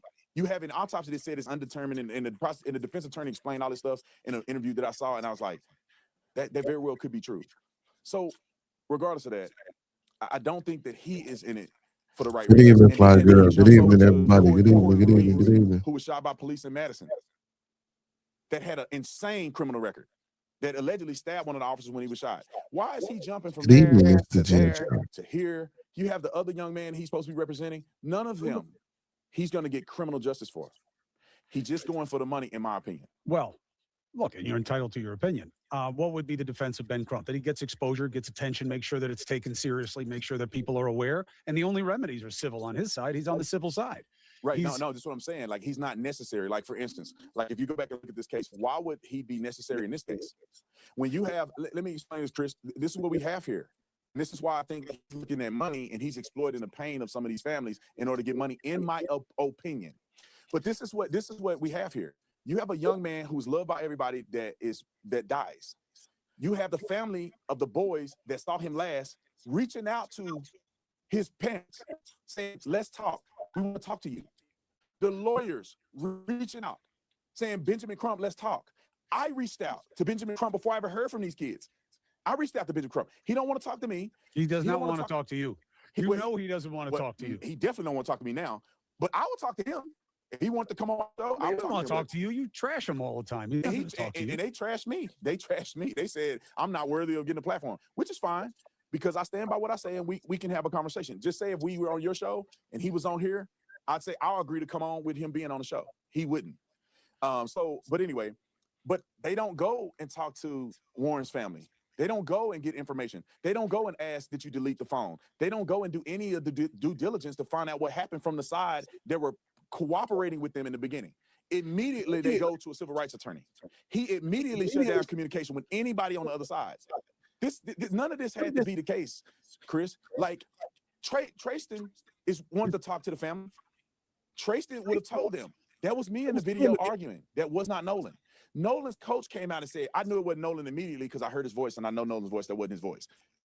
Why would the parents in Benjamin Crump push that out to the media? There is also a suggestion that your client knew the woman being called Katie, who may have been with Nolan Wells, may have been his reason that he didn't want to go home with the buddies who brought him. Yeah, and so there have been a number of like just purely made up things, and this is one of the more egregious purely made up things. What happened in this instance, Chris, is that somebody literally went and pulled a picture of my client with a young lady that was several years old, and then misidentified the young lady as someone named Katie, who, according to other witnesses, Nolan was speaking to that day. Mm-hmm. The problem with this level of speculation, which has gone on to, essentially that my client had a relationship with this person named Katie, and it created jealousy that Nolan was speaking to her, and that is evidence of motive. The problem with that line of reasoning is that the person in the photograph upon which the entire theory is based is not, in fact, someone named Katie. And let me say this, because some news organizations have covered this point as if it's a he said, she said debate. Journalists are capable of actually figuring out who's in the photograph. Mm-hmm. There are people that they went to high school with who can tell you who's in the photograph. The young lady's mother can tell you who's in the photograph. The young lady can tell you who's in the photograph. We've chosen not to use her name because we don't want her to face the same ridiculous level of scrutiny and craziness that's going on the internet. But this is not a he said, she said. Like, this is a verifiable fact that the person in the photograph that's been used to create this crazy theory is not someone named Katie. Right. And it's also a fact that Bart had never met this person named Katie, had no relationship with this person named Katie. It's just literally people pulling things out of thin air.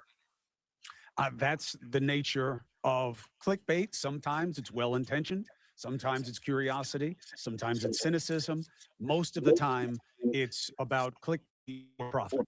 And that's what works. That's what gets you the views.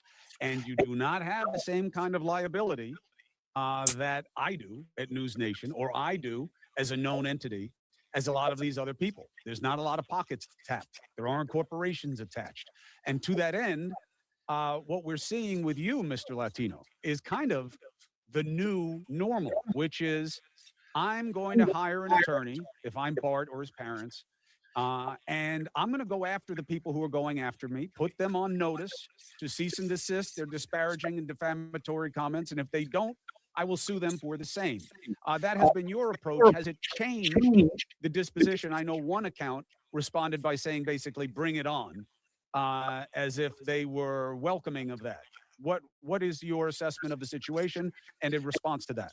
Yeah, I would say that ultimately issues like this aren't going to get decided on Facebook, but in a court. I would say that same individual did actually take down all of the posts related to my client. And I can confirm. While simultaneously Leave inviting, with your call. I would also, not that it's my job to give counsel to people who may be on the other side of us. Carl Snow, good evening. Those posts are going to be evidence. The post in which people talk about getting rich off of the fact that they're making defamatory comments end up as evidence. And I would suggest that it's evidence that federal judges You getting rich off of this? kindly upon. Yeah. The impact on Bart, his life, how serious have the threats been? I know that there was a suggestion that his accurate address had been put out there. What have been the effects of the notoriety? What if you could make a song using only... Mark, I don't know what's wrong with you, brother. And so the answer is that his address was put out there. Pictures of his home were put out there. Land plats showing where to find the property relative to other property were put out there. That's doxing. That's all in violation of some of these platforms' terms of service. But candidly, some of these platforms are slow to act on those things. Look, we believe the consequence of that and some of the things that have been put out there are the credible death threats that have been received both by my client and his family. I don't want to sensationalize those things because candidly, I don't want to invite other sickos into the fold, but they're real. And law enforcement has treated them as being real up to and including an arrest by the FBI on Friday. And look, it is not a secret. The account, well, there are multiple accounts, but one of them is known as Kimbra Lee. And she has said that she stands by everything she says, but the posts and the content on that page has changed the last time I checked. Yeah, I mean, like I said, there have been things removed. There's also been additional qualifications, I think, in the way that it's getting presented. We know who that person is. That is a pseudonym, but we know who that person is. It is often a pseudonym. It Yeah. is often that way. Not a lot of people want to own what they put out online. So let me say this on there are like three levels of analysis here, right? To us at least. There's who are the defamers that are just making up things wholesale, right? And then there's a more sophisticated layer of people that we think send signals, who maybe try to skirt defamation, but actively send signals that some of these folks who are a little bit off hinge pick up on and run with. And then I think there's a third level. And whether this is moral culpability or legal culpability, we'll find out maybe. But the platforms that allow for the proliferation of very sensational conduct, defamatory statements, but candidly that have a design that not only allow for that, but that push that and that create both a profit motive for the platforms, but candidly a profit motive for the people who are creating that content. Yep. I think, it's all relevant. And of course, the shame is that this on certain levels doesn't make sense at this point, but that's because of all the layers that have been put on top of the unknown. As an attorney, and having done this as long as I have, there's no way you're getting my son's phone. There's no way he's taking any kind of cognitive anything. And I'll tell you why. Yeah. I would be suspicious that when you people, meaning law enforcement and the government, if you want to make a case, you're going to make a case. You're just not going to make it on my son because he said something that you can take out of context, or he got flummoxed by something, or he has some sense of guilt because he loved this kid. And he feels like, man, everybody's so angry. I must have fucked up. I'm not putting that on my barely baked son who's 18, 20, whatever they are. I got one of those animals in my house. I've got a 20-year-old boy in my house. And I could absolutely. You're not getting it. You want to come? Come. But you're not. I'm not giving it to you. Yes. I'll tell you that. And I know that sounds like I have something to hide.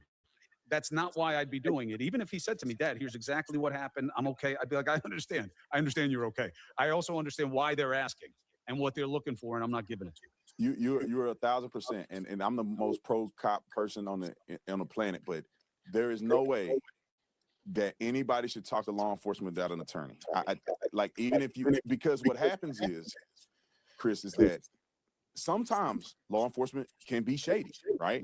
They're allowed to lie. They are allowed to lie. We lie to people all the time. I mean, and we don't lie to you because we want to arrest the wrong person. We lie to you because we want to figure out how to get to the right answer. And people were mad at some of these boys because initially none of them had an attorney.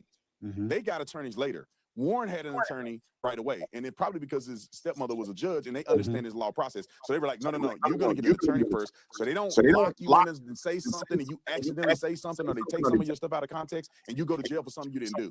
But the other boys did all of this, communicated with police, lie detector tests and all this, no attorney. They later got representation. And so people are like jumping to the gun and saying, oh, why did they get attorneys? They must have did something wrong. I totally understand why you would think that. But in reality, I get it, no. I'll tell you what I learned this lesson while we're in share mode. Duke lacrosse.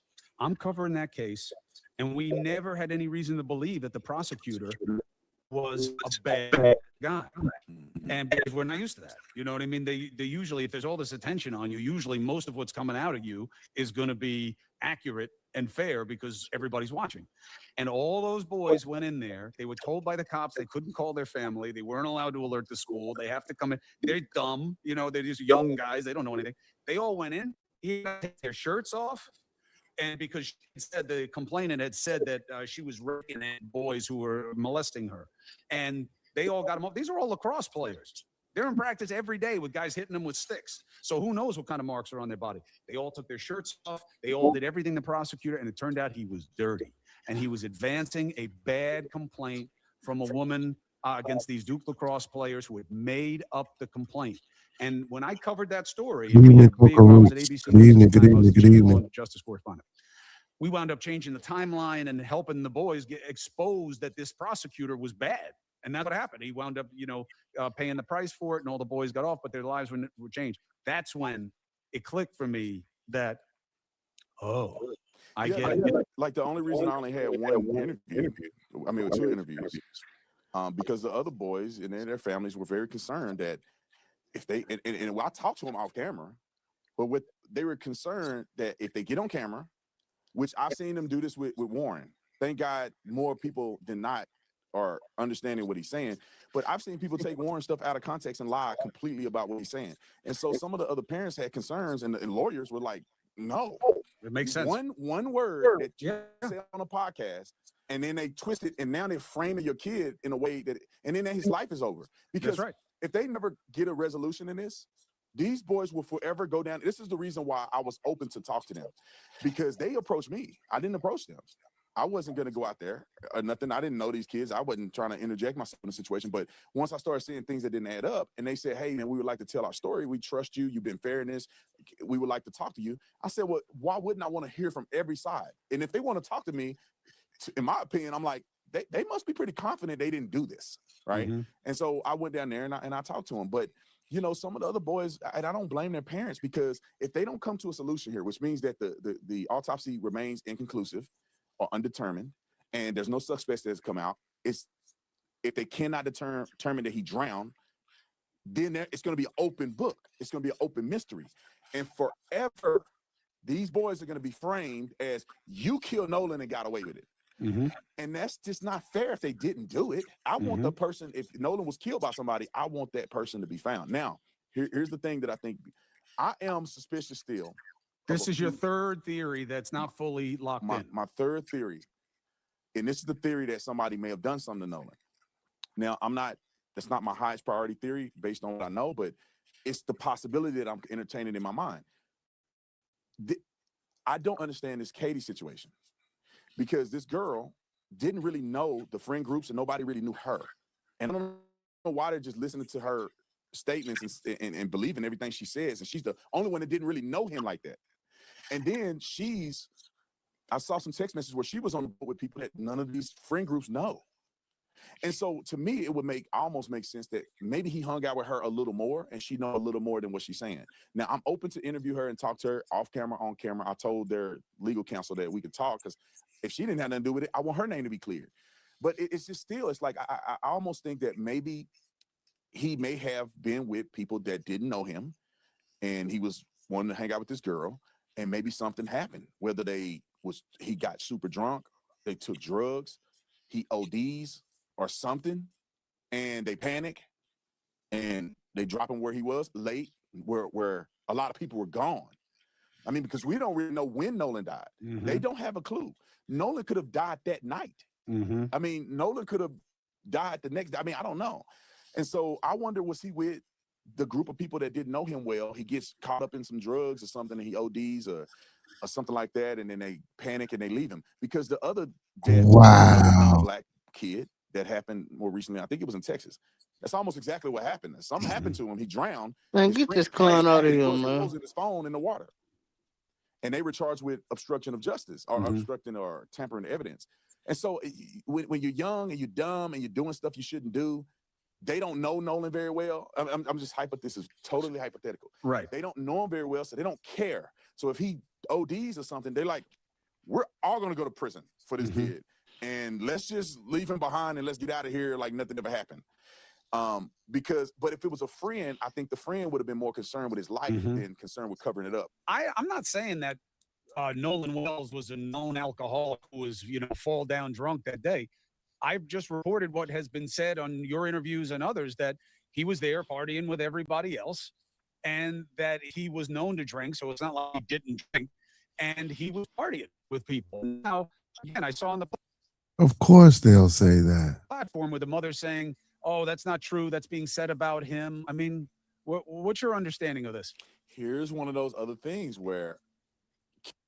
Now I will say this: parents don't always know what their kids do, though. That's true. Can I trust, not in the nefarious way, but can I trust what Mama is saying? Because Mama is contending with her son's reputation too.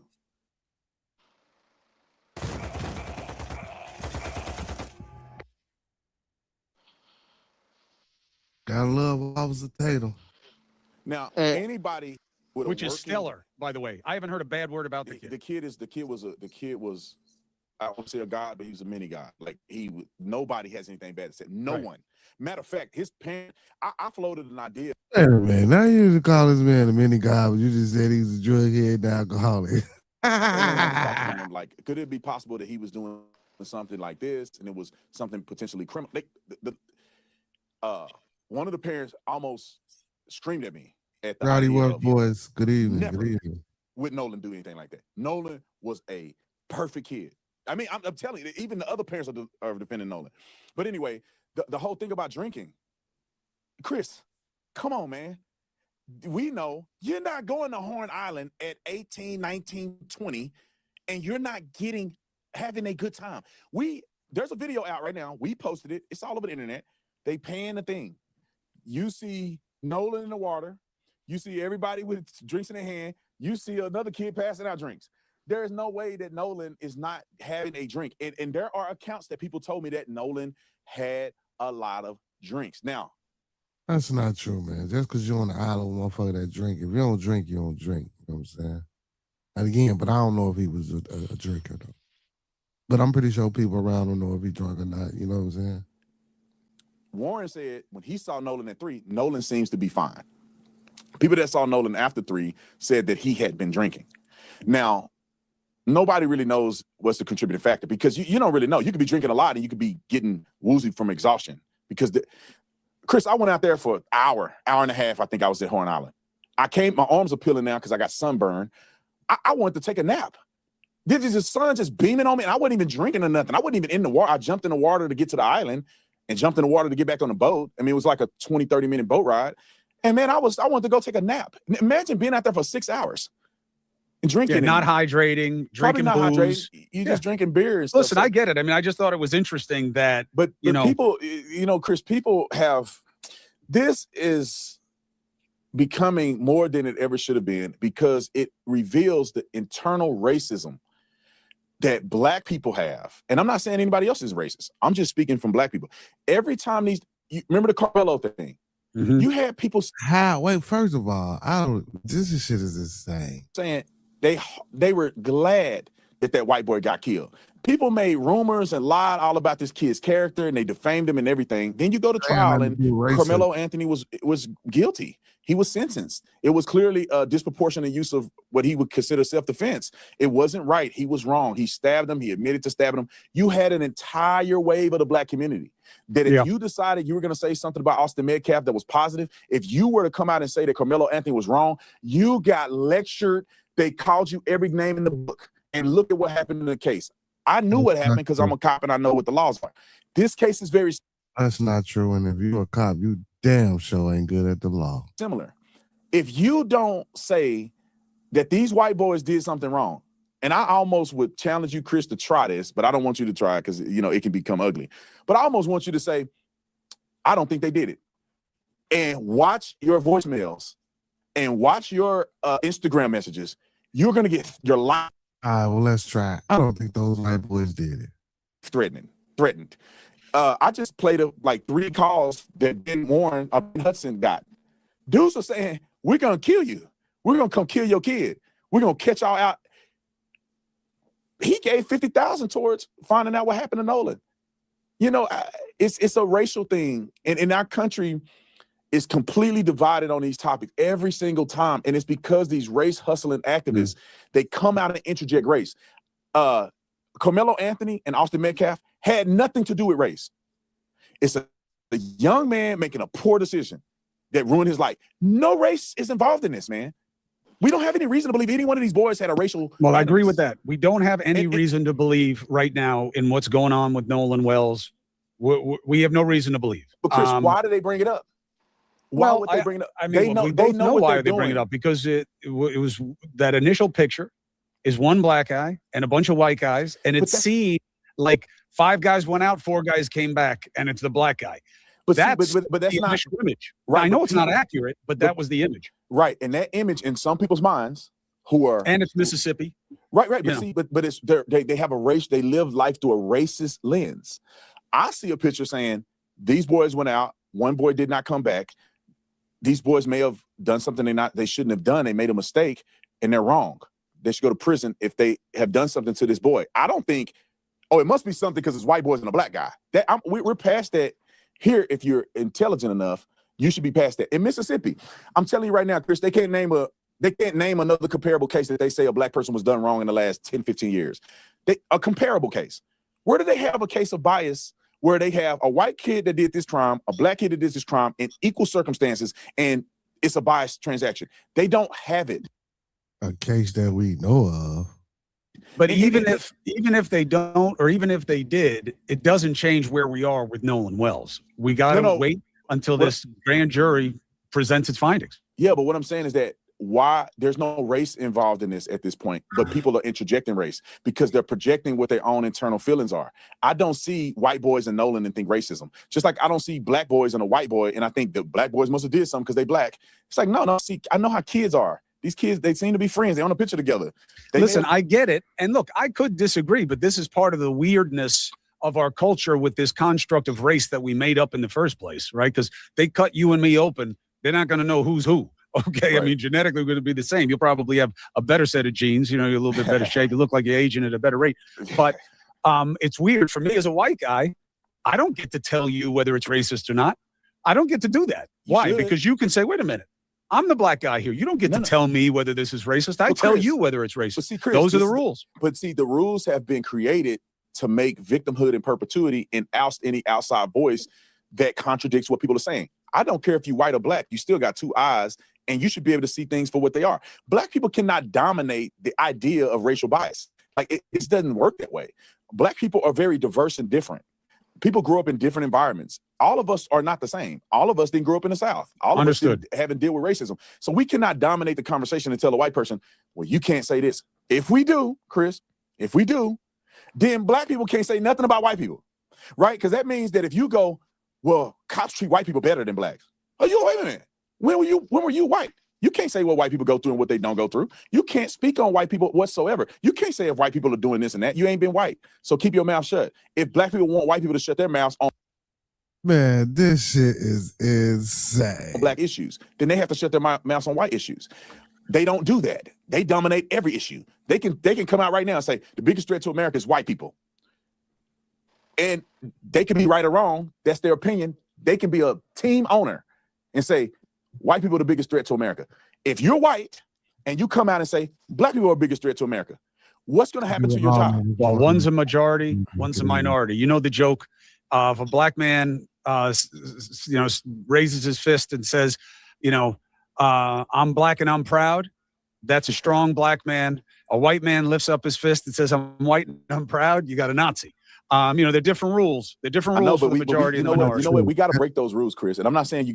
That's not true. Stop it. Stop it. That's not true. Stop it. They killing it, man. They paid the real fucked up narrative right now. Got to be the first one, right? So, but we got to break these rules. If there's one thing I'm not afraid of, it's controversy. But we got to break these rules, Chris. We are the new America. We got to stop capitulating to ignorance. I am more protective of the minority than you are asking me to be as a black man in America.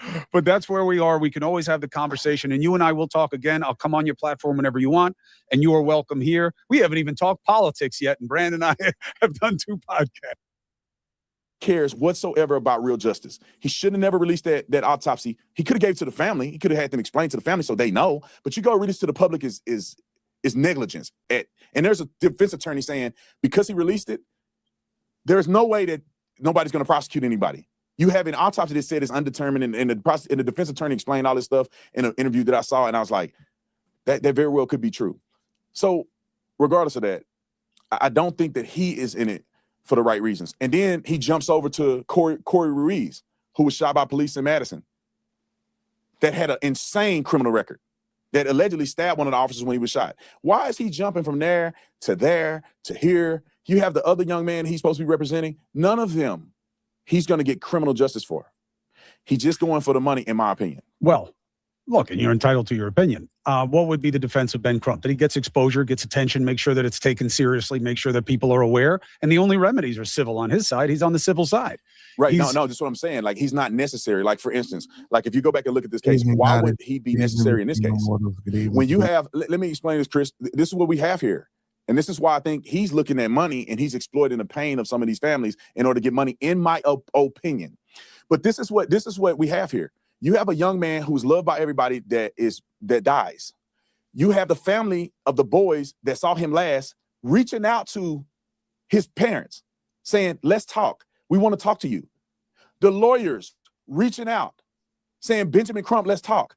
I reached out to Benjamin Crump before I ever heard from these kids. I reached out to Benjamin Crump. He don't want to talk to me. He does not want to talk to you.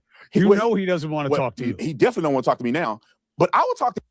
I mean, but why would he want to? I mean, let's be for real. Like, why? I would want to. Why? Him.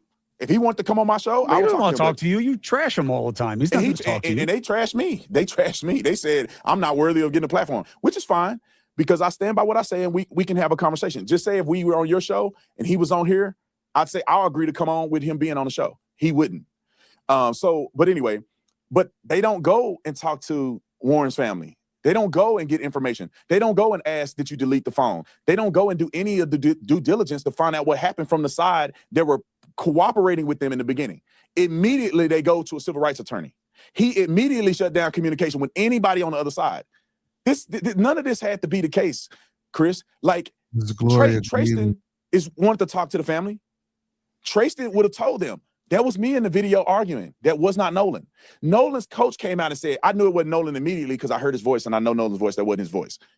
Why would the parents and Benjamin Crump push that out to the media? There's also a suggestion that your client knew the woman being called Katie, who may have been with Nolan Wells, may have been his reason that he didn't want to go home with the buddies who brought him.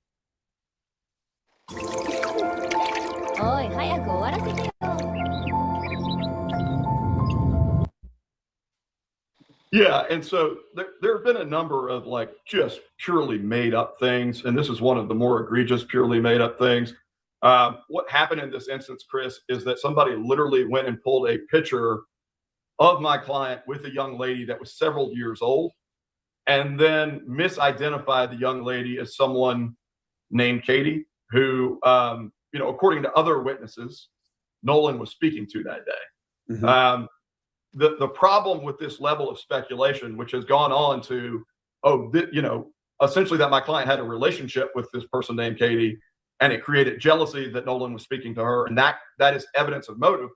The problem with that line of reasoning is that the person in the photograph upon which the entire theory is based is not, in fact, someone named Katie. And let me say this, because some news organizations have covered this point as if it's a he said, she said debate. Journalists are capable of actually figuring out who is in the photograph. Mm-hmm. There are people that they went to high school with who can tell you who's in the photograph. The young lady's mother can tell you who's in the photograph. The young lady can tell you who's in the photograph. We've chosen not to use her name because we don't want her to face the same ridiculous level of scrutiny and craziness that's going on the internet. Anybody can do that. Just take the photo and scan the motherfucker and do a Google search or do a whatever search. Yeah, we know that. But this is not a he said, she said. Like, this is a verifiable fact that the person in the photograph that's been used to create this crazy theory is not someone named Katie. Right. And it's also a fact that Bart had never met this person named Katie, had no relationship with this person named Katie. It's just literally people pulling things out of thin air. That's the nature of clickbait. Sometimes it's well-intentioned. Sometimes it's curiosity. Sometimes it's cynicism. Most of the time, it's about clickbait for profit. And that's what works. That's what gets you the views. And you do not have the same kind of liability that I do at News Nation, or I do as a known entity, as a lot of these other people. There's not a lot of pockets tapped. There aren't corporations attached. And to that end, what we're seeing with you, Mr. Latino, is kind of the new normal, which is I'm going to hire an attorney if I'm Bart or his parents, and I'm going to go after the people who are going after me, put them on notice to cease and desist their disparaging, defamatory comments. And if they don't, I will sue them for the same. That has been your approach. Has it changed the disposition? I know one account responded by saying basically, bring it on, as if they were welcoming of that. What is your assessment of the situation and response to that? Yeah, I would say that ultimately issues like this aren't going to get decided on Facebook, but in a court. Not accurate, but that was the image. Right. And that image in some people's minds who are. And it's Mississippi. Right. But see, but it's they have a race, they live life through a racist lens. I see a picture saying these boys went out, one boy did not come back. These boys may have done something they shouldn't have done. They made a mistake and they're wrong. They should go to prison if they have done something to this boy. I don't think, it must be something because it's white boys and a black guy. We're past that here. If you're intelligent enough, you should be past that. In Mississippi, I'm telling you right now, Chris, they can't name another comparable case that they say a black person was done wrong in the last 10, 15 years. A comparable case. Where do they have a case of bias where they have a white kid that did this crime, a black kid that did this crime in equal circumstances, and it's a biased transaction? They don't have it. But even if they don't, or even if they did, it doesn't change where we are with Nolan Wells. We got to wait until this grand jury presents its findings. Yeah, but what I'm saying is that why there's no race involved in this at this point, but people are interjecting race because they're projecting what their own internal feelings are. I don't see white boys and Nolan and think racism. Just like I don't see black boys and a white boy and I think the black boys must have did something because they black. It's like, no, I know how kids are. These kids, they seem to be friends. They're on a picture together. Listen, I get it. And look, I could disagree, but this is part of the weirdness of our culture with this construct of race that we made up in the first place, right? Because they cut you and me open. They're not going to know who's who. Okay. Right. I mean, genetically, we're going to be the same. You'll probably have a better set of genes. You're a little bit better shape. You look like you're aging at a better rate. But it's weird for me as a white guy. I don't get to tell you whether it's racist or not.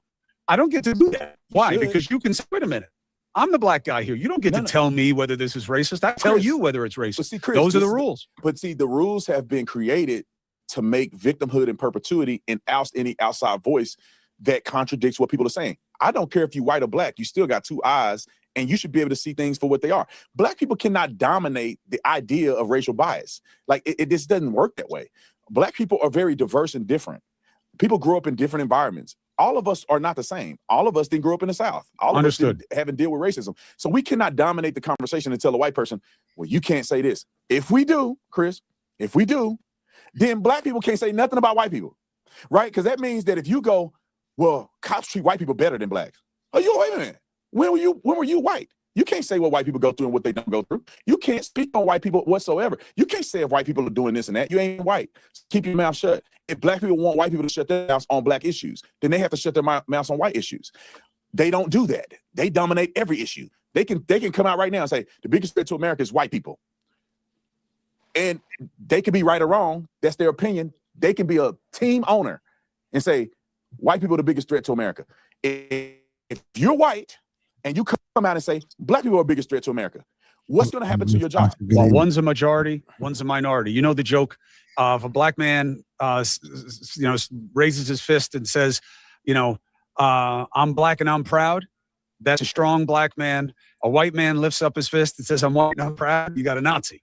They're different rules. They're different rules for the majority and the minority. You know what? We got to break those rules, Chris. And I'm not saying you got to be the first one, right? We got to break these rules. If there's one thing I'm not afraid of, it's controversy. But we got to break these rules, Chris. We are the new America. We got to stop capitulating to ignorance. I am more protective of the minority than you are asking me to be as a black man in America. But that's where we are. We can always have the conversation, and you and I will talk again. I'll come on your platform whenever you want, and you are welcome here. We haven't even talked politics yet, and Brandon and I have done 2 podcasts. We'll stay on Nolan Wells, of course, to its completion, because Nolan deserves that in his memory, and his family deserves it. And frankly, we all do now, because it's a reflection of our society. Brandon Tatum, thank you very much for coming on and sharing your perspective. Chris, thank you for having me, man. I appreciate it. Space 44 super agents. The next thing you can't. That was a hell of a perspective. That shit was insane. Listening to that shit was a bunch of crap. I have to tell you, watching the interviews, what Brandon Tatum is putting out there is consistent with my understanding of the investigation. And look, someone has to know something. Someone had to see where Nolan was in the last moments of his life. Not necessarily if he drowned and went under the water, not necessarily when whatever took his life, but there has to be a fair reckoning of where he was. There are just too many people who are in too many places.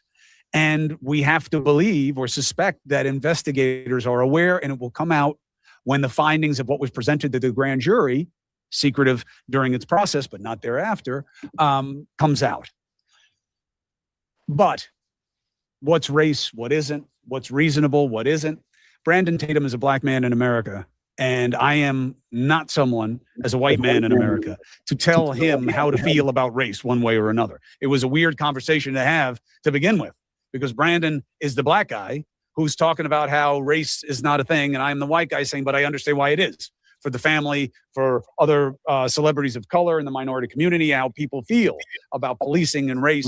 So that's all weird, but it's a conversation that's worth having, because obviously it's influencing how people respond to Nolan Wells' death. Obviously it's influencing how people.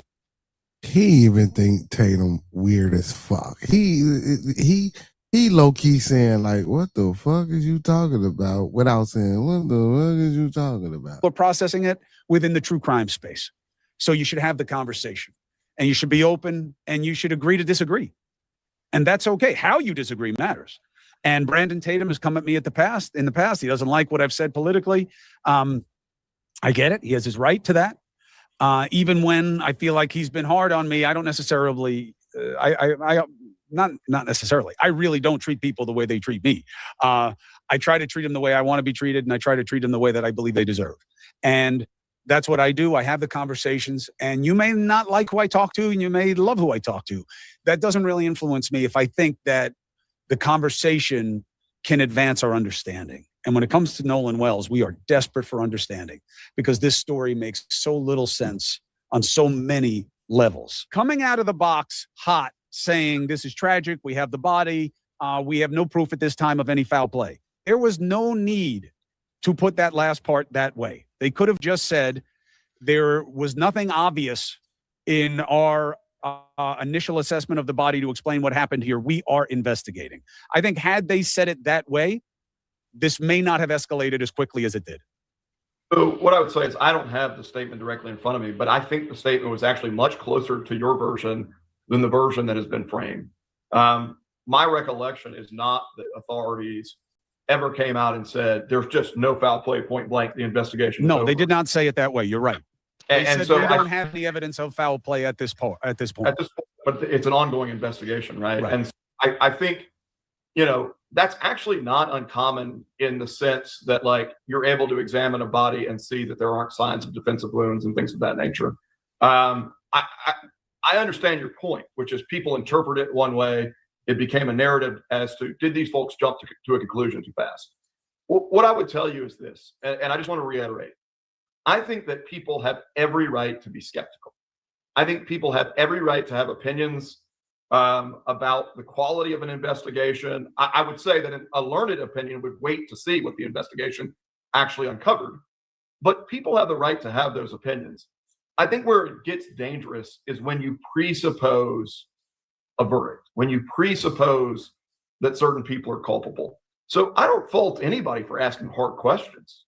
I do think that we're living in a society, Chris, where it is much easier to let our ADHD or our attention deficit get the better of us because we feel entitled to answers.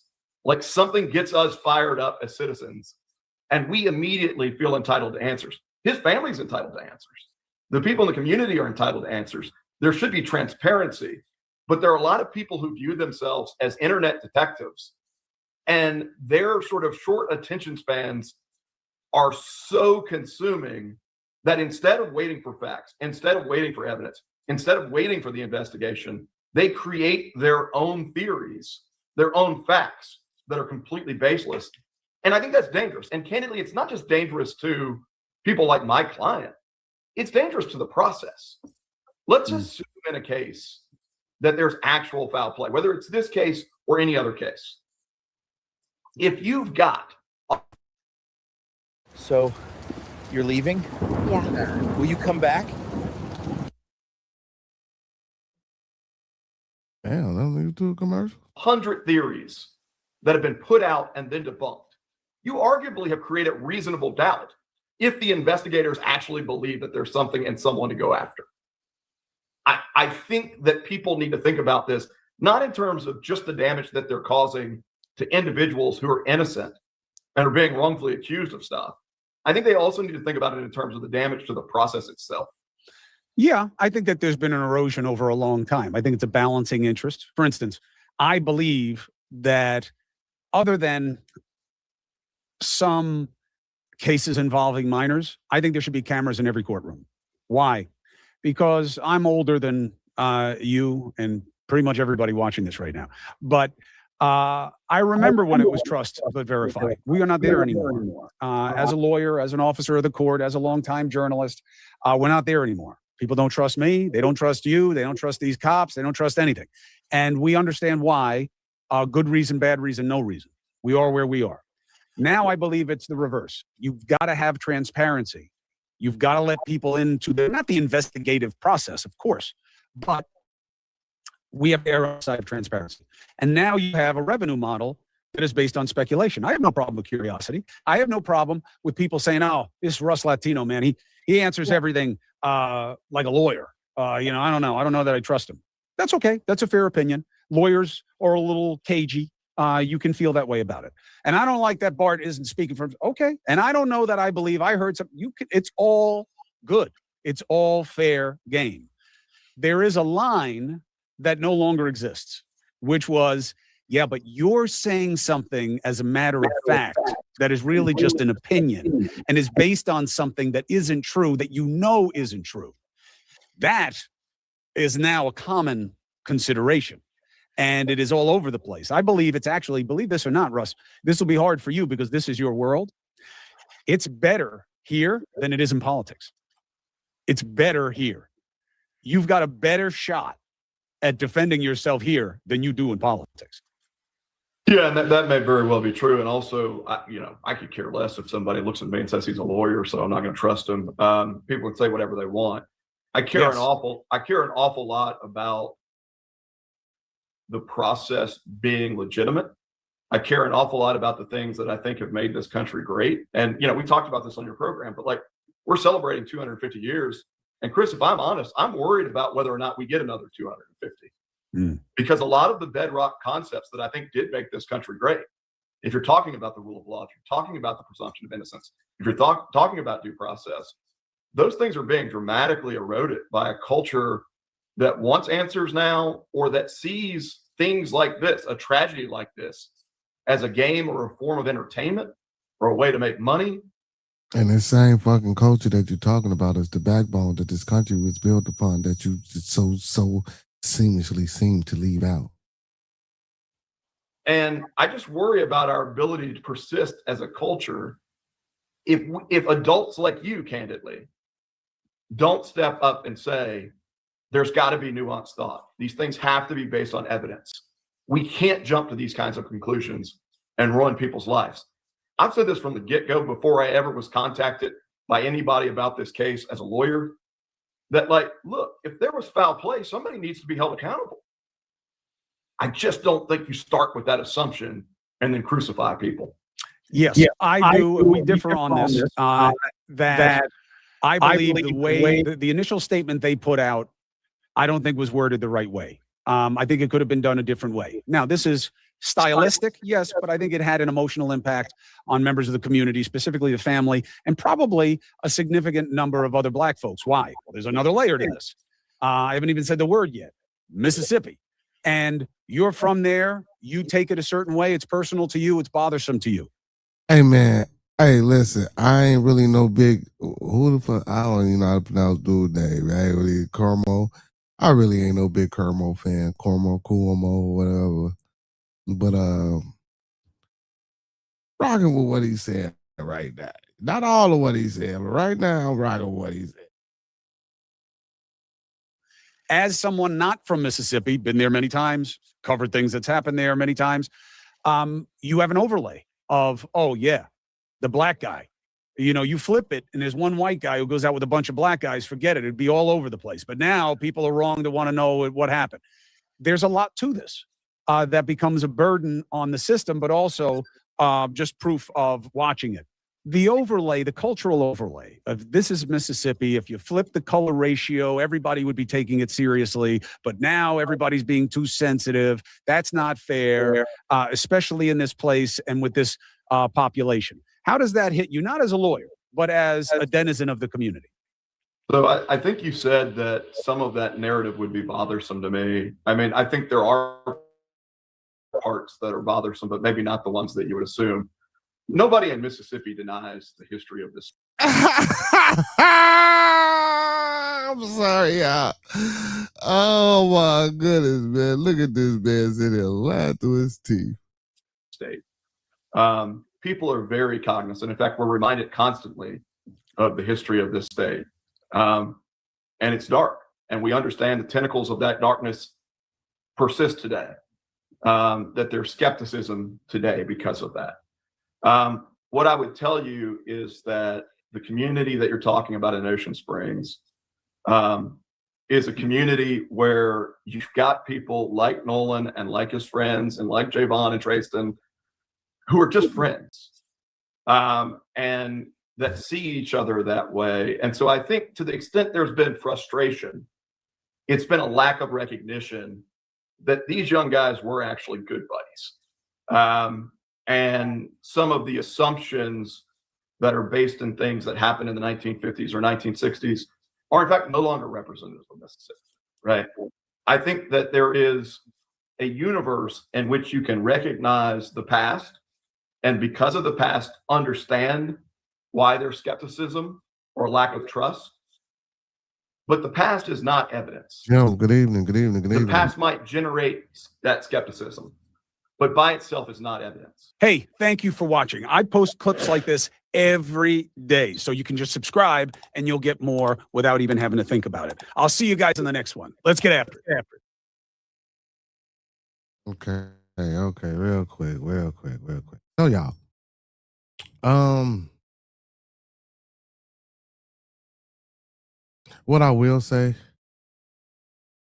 real quick is that I don't want to push the narrative of race. Like really, like so again, my whole thing with this, like, and I get it, and just like, the guy said, you know, it's hard not to exclude race in situations like this. You know, I get a lot of people. I see a lot of people in the chat. Well, what about when blacks jail black? See, now you can't make that a race issue.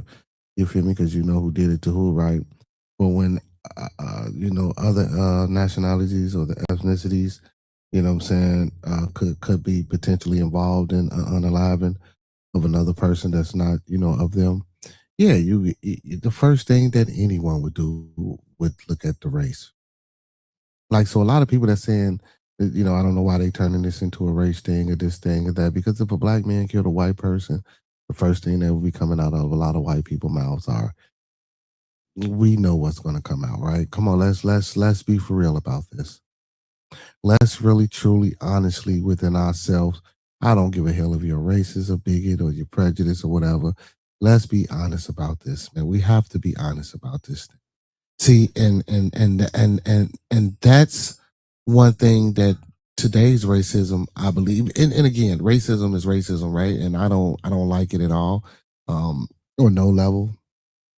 But that's one of the things that today, that I think that we're dealing with. That racism is like, and I'm not saying it's good in either era, but back then it was blatant. You knew it, right?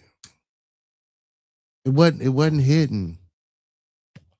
But it wasn't as if you didn't know. The things were separate. You had to do. And I'm not just speaking about Mississippi, because I know people, tend to speak about Mississippi and how things were down there. And a lot of people, when you think of racism or you hear about these type of situations and things, and lo and behold, it just happened to be Mississippi, right? But you think Southern states, racism is a thing that lives everywhere. It doesn't matter if you're in a southern state, a northern state, a eastern state, or a western state. This is a perpetual thing that exists everywhere, and in many people. So we have to be honest and true within ourselves. And I think people who live today, we're not honest about racism. And in some cases, don't get me wrong, it is blatantly open. But then it was open. You knew what to expect. You knew what was coming. See, now, since we didn't integrate it and we have certain systems and people are living and people and came up and it's a better situation for certain people. A lot of people like to say, well, racism doesn't exist. You have these things afforded to you. You have these narratives that you have now. It's not necessarily, a racist. Hey, turn it off because Not necessarily so racist anymore. Fuck, bro. This is not necessarily so racist anymore. And I'm like,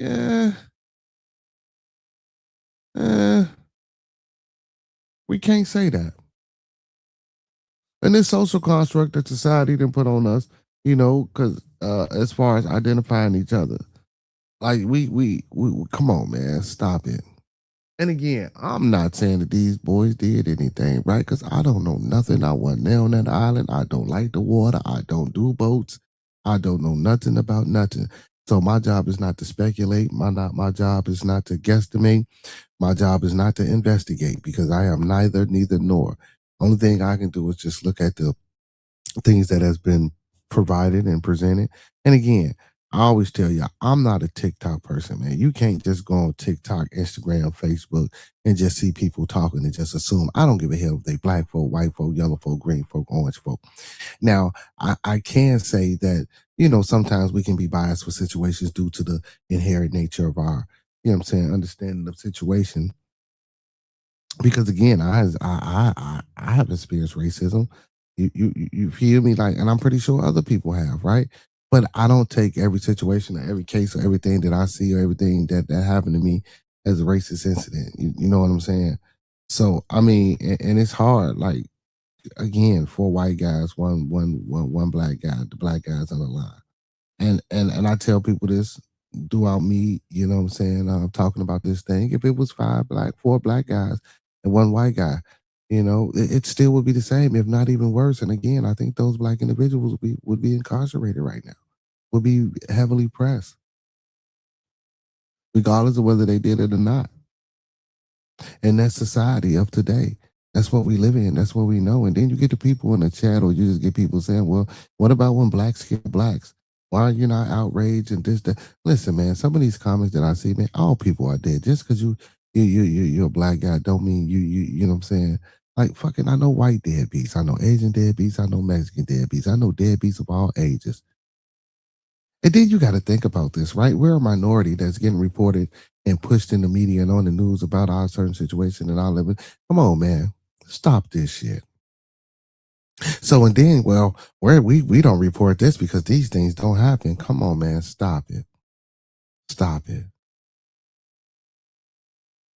Stop. But see, but we can't see that. So then when we get this, well, what they like to call conspiratorial or conspiracy, you know what I'm saying, type thing, you know, see how you guys are, see what you guys think. That narrative is so fucking overrated. Stop. We got to stop. You know, we got to come to understanding, man, that we got to do better as a people, right? And we got to know that racism does exist. We have to know that white folks treat black folks like shit every day. Who don't know that? Who don't see that? And again, and I'm not saying that every black person that I know has experienced racism, right? I'm not saying that. And I'm not turning this into a racism conversation. I'm not trying to do that at all. But I do believe that when people try to negate the fact of racism being, most of the time, in some way, shape, form, or fashion, that shit is interjected in it, whether we want it to be or not. And it's going to happen like that, and it's going to continue to happen like that as long as we adhere to the social constructs of being black, of being white, of being of being whatever you identify as. This is always going to persist. These things are always going to ensue. We gonna continuously have conversations and argue about narratives and shit about race. The devil wants to kill every race. Yes, the race, I'm racist, bro. Everyone is you, me, everyone. He said every race hate racists. I wish everyone would take into consideration of generations of mixed children and the continuous division attempts is sad. And I agree, Miss Rita May. I agree because there are a bunch of mixing. He said, bro, they're not going to. They want racism. I disagree. There are many situations where whites, we jump and kill. Well, we're whites. We jump and kill. We're not going to make it chaotic. We want our loved one to our people. Huh? I don't understand that, Ms. Rita May. You disagree with what? Disagree with what?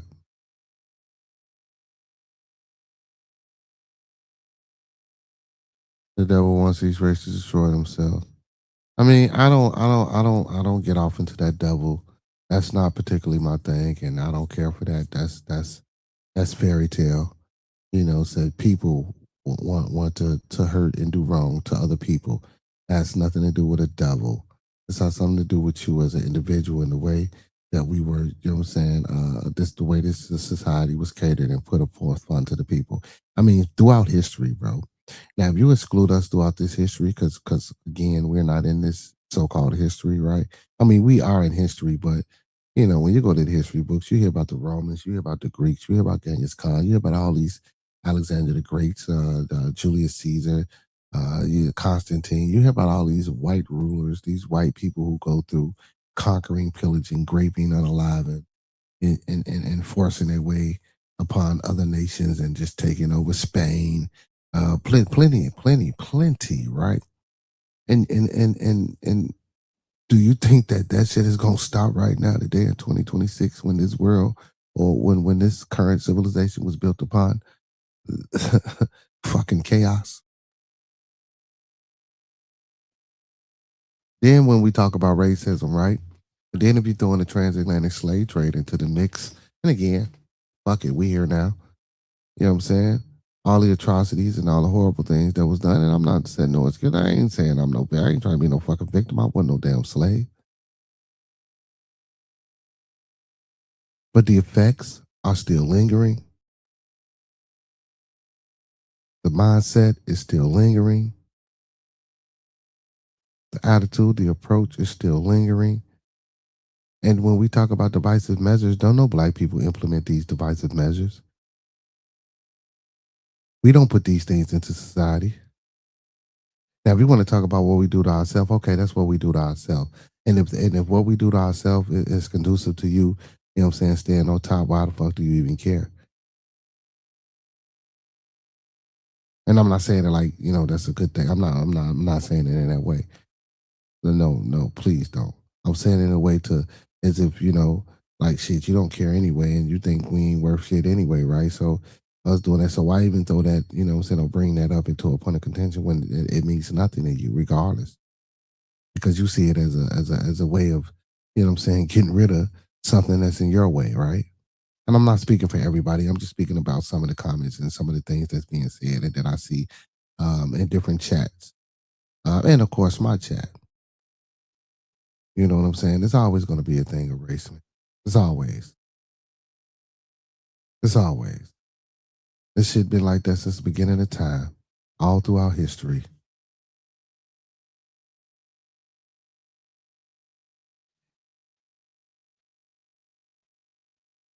Nations go through conquering,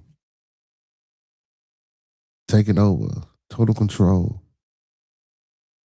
foot on the neck, oppressing others, taking prisoners of war in order to keep that power structure, in order to keep that control.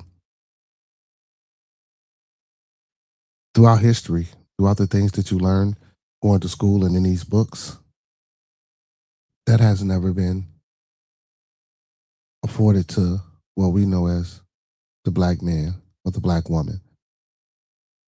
Now, if you do some digging and you get into antiquities and you talk about pre-dynastic Egypt and things of that nature, and pre-dynastic Alkebulan versus dynastic Kebulan and things of that nature, you feel me? You still don't get the stories of the war and the pillaging and unaliving of people that you get from the European construct.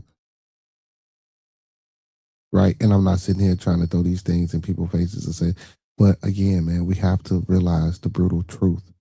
You know, people are fallible.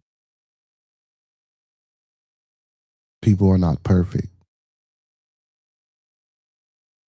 We are all individuals who think differently, who perceive things differently, who act differently. Some people agree on some common things, of course. Yes, true. To push a narrative or to focus on something or to try to get something done. That's true. We see that all the time. But this is a sad situation, man. And again, with this case, like, just solve the, I mean, I don't want to say solve, just investigate the case. I'm not mad at people for speculating. I'm not mad at people for guessing about what could have happened. I mean, even as an investigator in the case, if the investigators were truly investigating, I asked this question. You don't think those investigators are thinking, if they're really truly investigating, they're really doing their job the way they're supposed to be doing their job? And again, I'm not an investigator, I'm not a forensic scientist, I don't work for the police department, any of those things. But again, you don't think that they going through all type of things in their mind if they truly investigating this case about what could have happened? You don't think that the same speculations and things that the court of public opinion, as people say, you don't think these people are maybe wondering or maybe thinking the same thing? Not everything. But I'm pretty sure they're bringing some of these things into account, or they probably didn't. Like, even some of the things that we may have brought up, shit, they probably didn't thought about them first and might have ruled them out. And again, see, this case is so sensitive, man. I wouldn't put all this thing. Like, come on, man. We really could. We gotta understand. We're not putting all this, a lot of these things out into the public. It'd be an uproar already more than what it is. So I'm not even mad at the fact that they want to get all the evidence and submit it to a grand jury before it's made public. Now, I don't know the workings of what's going on with the parents or how they working it out with the parents, or are they staying in contact with the parents to get the parents abreast and briefed on what's going on. Now if that's not being done, I think that's egregious, because I do think the parents should be part of the investigation process. Of course, even if you want to investigate the parents, because I've been hearing the nonsense that the parents could have had something to do with their own child unaliving when they weren't even there on the island. So now what the fuck now? See, here we go. Now what did the parents sacrifice? They said, get the fuck in. What is we doing? And I'm not speaking from I'm not speaking from a black man's point of view. I'm speaking from a fucking logical person's point of view. Whether you're white, black, brown, blue, orange, or green, man. Come on, man. Facts are facts. Certain things, like, come on, man. We got to understand. We got to agree, whether you disagree or not. I mean, but certain things are just certain things, bro. Like, come on. This shit is just ridiculous. This is fucking ridiculous. And we have to go through, and again, I state, a lot of these people that I play, I'm not a Nancy Grace, but I don't even know who dude was. Like, right? I never heard of Officer Tatum. I don't do TikTok. I don't know none of this shit. I'm just watching, just listening, right? And most of my information or most of my rhetoric or the things that I speak about are from the interview that I seen with Warren, which I thought was bullshit, the interview that I seen with Tracy, which I thought was bullshit, then the interview that I seen with all of them together, and the lawyer, the defamation lawyer, the Cox guy. It's insane. So many things change, so many things. Then, like, I heard some legal counsel got changed for the parents, and they brought upon this one guy, and a couple other lawyers may have dropped out or whatever the case may be. Like, what's going on? It's just too much. And for people to sit here and say, well, why do they keep saying that, keep bringing the fact that it's Mississippi, that it's Mississippi, that it's Mississippi? I mean, listen, I'm not even finna go there. If you don't know, I don't know. If you don't know, I don't know. With the synopsis of the shoe being on the other foot, that means that's what I mean by disagree. White people don't go out and cause chaos. I speak respectably. My daughter and grandchildren are mixed in race. That's a lie. That's a lie, Ms. Rita Mae. Respectfully, that's a lie, and I don't think you know what the hell you're talking about. Because I know plenty of white folks that go out and cause fucking chaos. I see it all the fucking time. Young children.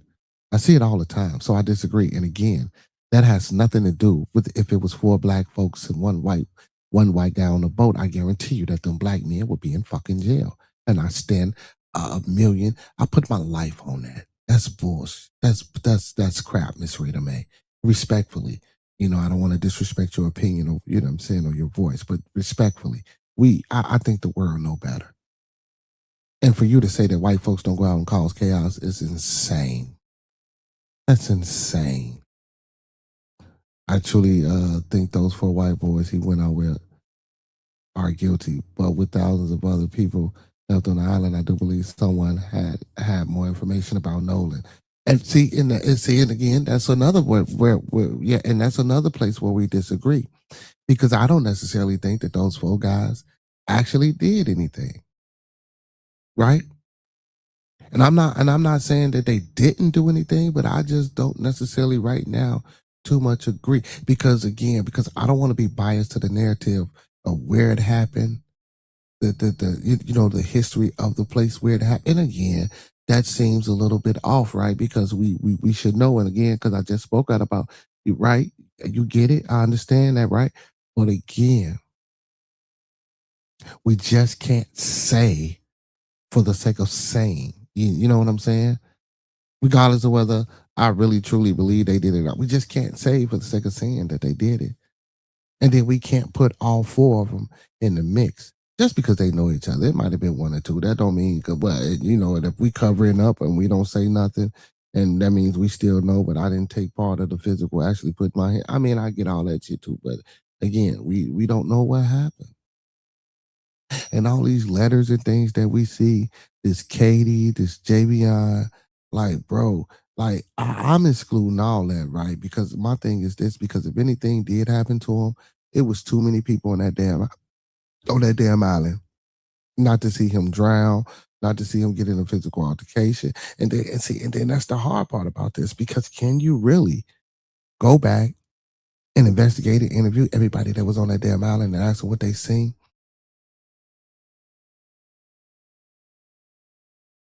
Then they say, okay, well, when this autopsy come back, we're going to see if we drowned in the lungs, this, that, the third. And then, I get people in the chat that want to play investigative and say they this, that, and the third. And I challenge many people, if you're law enforcement, if you work in this type of field, I would love to talk to you. I would love to interview you. I would love to have a sit down with you.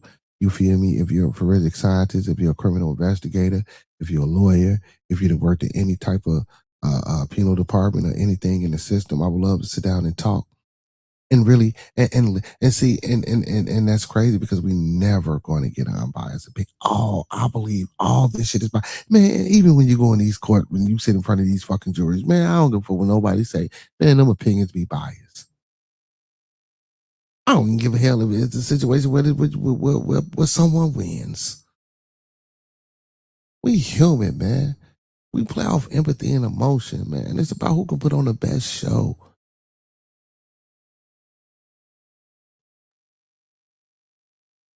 Now, I will agree, the best way to stay away from that shit is to, man, not put yourself in these type of situations where you have to go in front of a jury.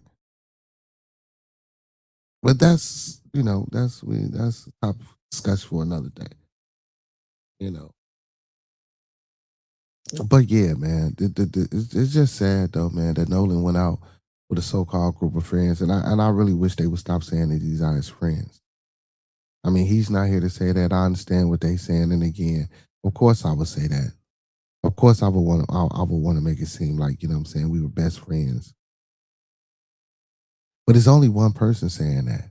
The rest of them boys ain't said that. And I'm not saying that makes it different in a case, or that's a clue, or whatever the case may be, But then, and now what I will want to touch on is the Wyatt situation. Oh man, we all outside, and Nolan is always with Wyatt. Dad doing some sidebar shit with Wyatt. Now let me put some shit out there. Was Wyatt jealous? Could it have been Wyatt was jealous? Could it have been Wyatt, didn't like the fact that every time Nolan came to his house that his dad took special attention or special interest into Nolan? I mean, that's something to look at as well. I mean, it came about as, I mean, and again, people will say, oh, just because he said that doesn't mean this, that, and the third. Yeah. See, but I don't make the Get Out references. I don't make the other bad movie references. I don't like to get off into that. But I mean, certain things come out, certain things are said, and you can always paint and stroke a brush to a canvas and put a picture out there.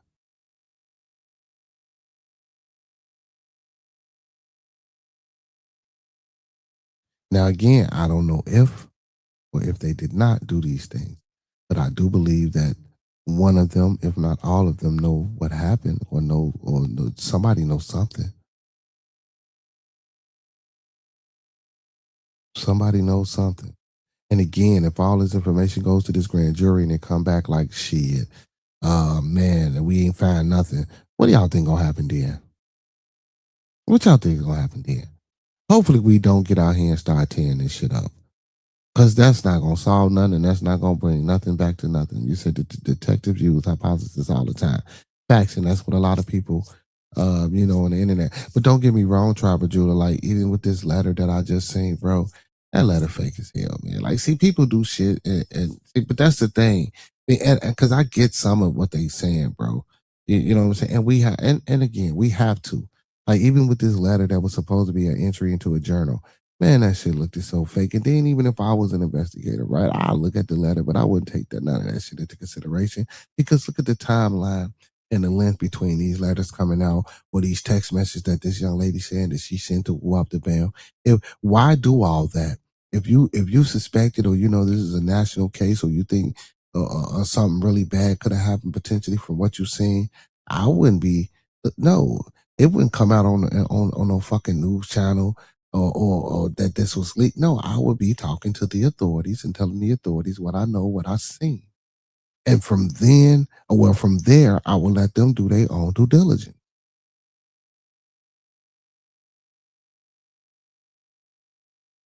This is why a lot of these things that's coming out right now, I mean, it's just hard to just say that these things are factual evidence. And I watched it, and I don't really watch Willie D. I'm not gonna lie to y'all, but I don't really particularly watch Willie D. But I've been seeing some of the things he put out there, man, because that's where the letter, where I sent the letter. I'm gonna keep it 100, man. Outside of me, just if I was just gonna say, yeah, I'm a black man, and I think, yeah, what I'm saying, they did it because they white type shit. You feel me? Other than that, I really don't be some of that shit that they be talking about on that man be crazy.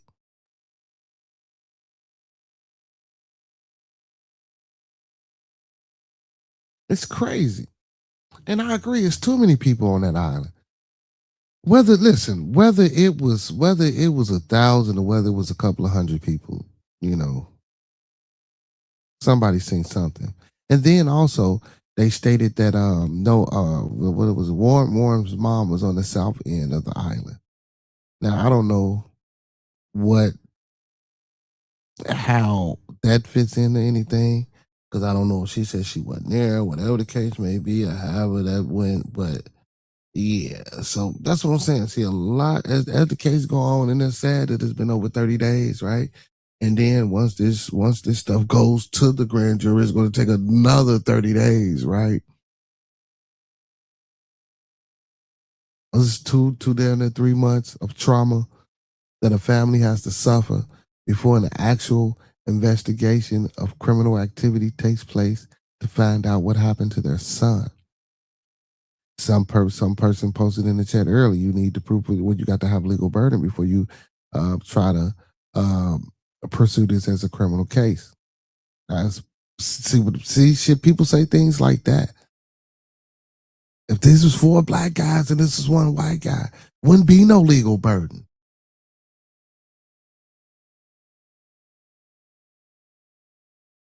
You would automatically assume that those young men were guilty. Not everyone. I'm not saying everyone. But the majority of this fucking world will assume that those young men were guilty.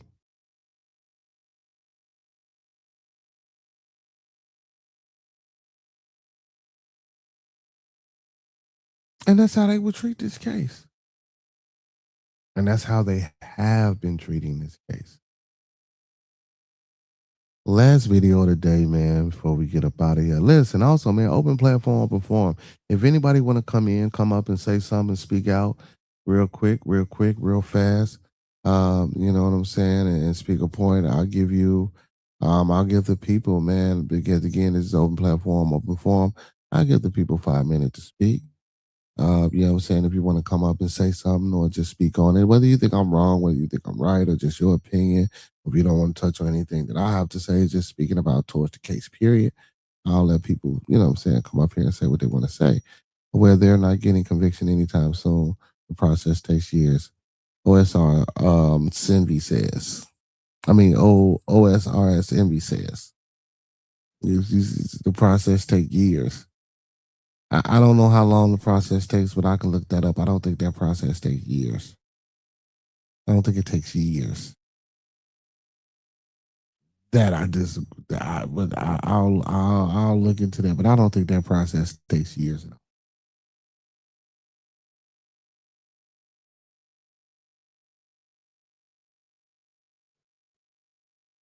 Why would it take years?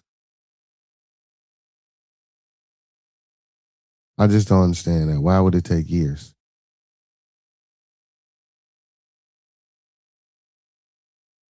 But again, I'm going to look into that. It said if everyone lowered up, and the rules were reversed, that one child had a prosecutor, they would also be doing the same thing, using everything in their power to distance themselves. It's no different. Really?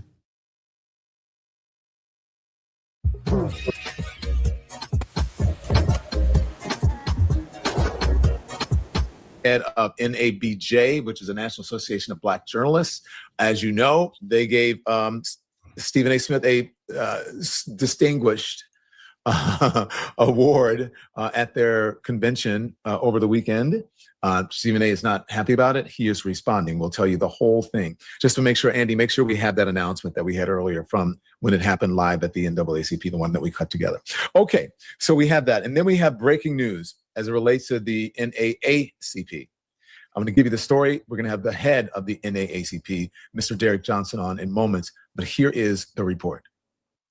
If you sit on the toilet, bear down, and barely anything comes out. You don't have constipation, you have poop paralysis. And the difference between the two is everything. It's why fiber, laxatives, stool softeners, and enemas haven't helped. They treat constipation, not poop paralysis. But when you do this for 7 seconds, it all comes out effortlessly. This is the quickest way to clear out stuck poop. I'm going to show you why you can sit on the toilet pushing for 20 minutes and barely produce a pebble, and how to finally fix it. Look at this model of your colon. See these twists and turns? They run more than 20 feet through your body. Every inch of that 20 feet is lined with muscles. Scientists call them peristaltic muscles, but I just call them your poop muscles. And these poop muscles are what push waste through your system. They squeeze and contract like an ocean wave, moving everything from one end to the other. When they're working, you go to the bathroom in under a minute and feel completely empty when you stand up. But what nobody tells you is there's a food sitting in nearly every kitchen in America right now that quietly paralyzes poop muscles. Eat enough of it over enough years, and those muscles weaken and lose their ability to squeeze like a sedative, slowly putting them to sleep. Without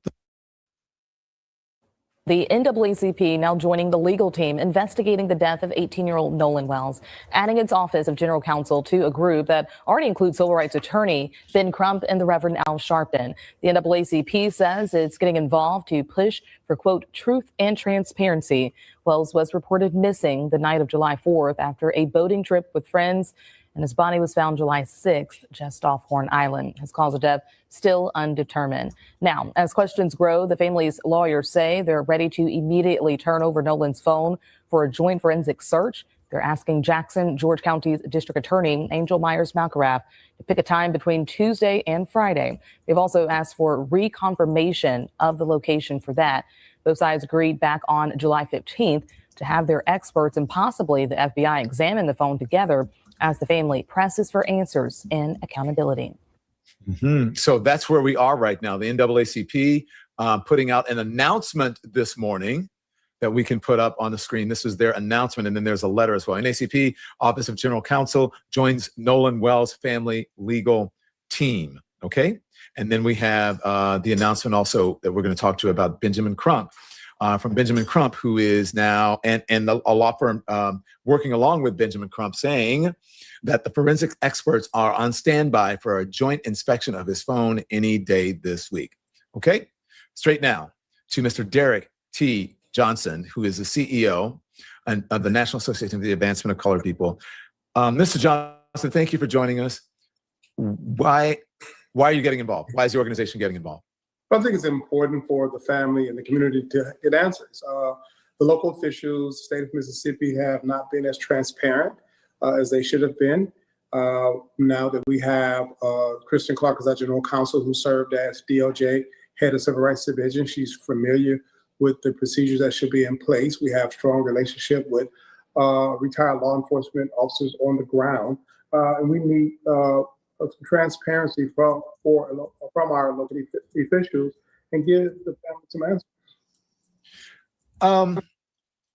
And there has been this narrative that was put out there, and I think they're trying to knock it down, which I believe was unfairly put out, saying that the family was somehow stonewalling investigators. But according to the letter, if you read the letter that they released this morning, they said, this is exactly what we agreed upon in July. And so, I don't understand why this information has been put out there. And that's all part of the investigation. What do you make of that? There's more time been spent on deflecting the fact that there has not been a thorough investigation that the public have trust and believe in. If there's been if they got paperwork that's saying that this was supposed to happen and whop the man, whatever, it's a ploy or a plot to make them look bad. The parents, of course, we know what it is. thorough investigation, great. If there's a grand jury where information going to be provided, that's great. But at this juncture, local officials should not be deflecting what's really taking place. We're talking about a state with a history of not valuing African-American life. We're talking about a state that spent more time worried about the perception of its past as opposed to reconciling the current reality and doing what's necessary. A child never returned home. A child got on a boat with a group of friends. A child phone came back with a friend, and that child, the next time we see the child, he's unalive. There are some questions that need to be answered. We have a sheriff who made assumptions before an investigation was done based on the words of the individuals that child was with. This should not be the case. There needs to be a complete thorough investigation. How does the NAACP getting involved help? Well, it broadens the ability of individuals who are receiving information. We have a bigger net. I live in Mississippi, so there are some deep relationships there. You have the former head of the Department of Justice and Rights Division with experience in this background and deep contacts. So it allowed us, along with the Trump team, to try to assist the family in getting the necessary answers. Because apparently the state of Mississippi and local officials have not been as transparent as one would have liked them to be, or they're simply doing things that's out of the view and has lost the confidence of not only the family, but that community who has been affected. You live in Mississippi, as you said. Can you understand if let's just say there is some hesitation, which I think there is, because they want a joint investigation. Otherwise, they would just say if they had confidence in the investigators, they may not do this. But this is standard procedure to have, a filter team go over to set parameters on what you can look for between a certain timeline and all things, some things that may be privileged on the phone, some things that may not even, relate to what's happening. They want to make sure that that's out and they just don't have everything and start spreading rumors and stuff about Nolan Wells. So, I mean, I think that is pretty standard procedure. I'm not sure why people don't understand that. Maybe they're not steeped in the law. They just don't, deal with these things much. However, you could, coming from, I was about to say Louisiana because that's where I'm from Mississippi, can you understand the hesitancy, if there is, from this family to turn that phone over? Well, the question around the phone is separate from the level of confidence that local officials have built with the family by communicating with them, being transparent with them, and allow them some level of insights. It is without question that the parents had nothing to do with the disappearance and then the discovery of Nolan Wells. But there is a lot to be desired in terms of all the people who last saw him. And the fact that the local officials was not open with the parents, not sharing progress, and pretty much shutting the parents out. That's why we at this juncture. How things proceed from now and the parents' hesitancy is all based on that initial 2 weeks and lack of communications with them to really build the type of trust and confidence that those investigating was taking this case serious and looking to figure out what exactly happened. Do you have an idea? I don't know if you want to articulate that about what you think happened or? No, I mean, we're not here with any preconceived notion. If it was an accident, let's figure out. If this was an accident, this was happened. There's something more to it. Let's figure it out. So we don't come here with a preconceived notion of some type of foul play or cover up. We are saying this community, that family deserves answers, and that's why we are part of it. I want to know what you think of the friends doing interviews and also they're not even insinuating. One of them is saying that they're getting the treatment that they're getting. They're under the spotlight because of Nolan Wells' mom. Watch this. One of the things that you learn in the Army specifically are the Army values: loyalty, duty. to like his mom blasting us on social media from the get-go, saying that he was out there with Warren and another guy. That's where it first started to take off. And then also the fact that she posted a picture of me and Morgan and another guy and Nolan on the boat together, blasting that out there, pushing this narrative, kind of, I guess. I wish that would have never happened either. And I don't think those would have never happened. A lot of this stuff wouldn't have been as viral or gone all over the country at this point. I mean, this is a countrywide news story that is just blown out of proportion. And the fact that it was our best friend and it's not what people are saying it is. Okay, so you get it. They're saying his mom blasted them on social media. You're muted. Say, repeat. Yeah. No, you're good. You're good. All right. Her son is dead. They were not forthcoming to explain what happened to him. He had been missing. She had been inquiring. No one told her anything. They came back with his cell phone, but not him.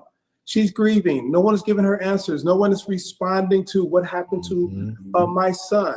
And so this concept that somehow they're now the victim because she's pursuing answers. They're now the victims because she raised the conversation. And the conversation is now a national and in many ways global conversations. You know, it is unfortunate that any mother will have to go through the exercise of saying, my son is missing. And it appeared as if no one was caring. And the last people he was with have a cell phone, but they are not providing any response to what happened to her child. They are not the victim. Her child is no longer with us. I think it's odd because they're making it seem like, and I reported this last week, I said it on social media and I said it here, as if Christine Wansley Wells is on trial. She's not on trial. She lost her son. And if that is indeed your friend, and you may consider him your friend, okay, but if that is indeed your friend, why are you blasting the mom? Why are you blasting his mother? I don't understand it. Well, do you think it's a good strategy for them, the lawyers, and for them to be doing this?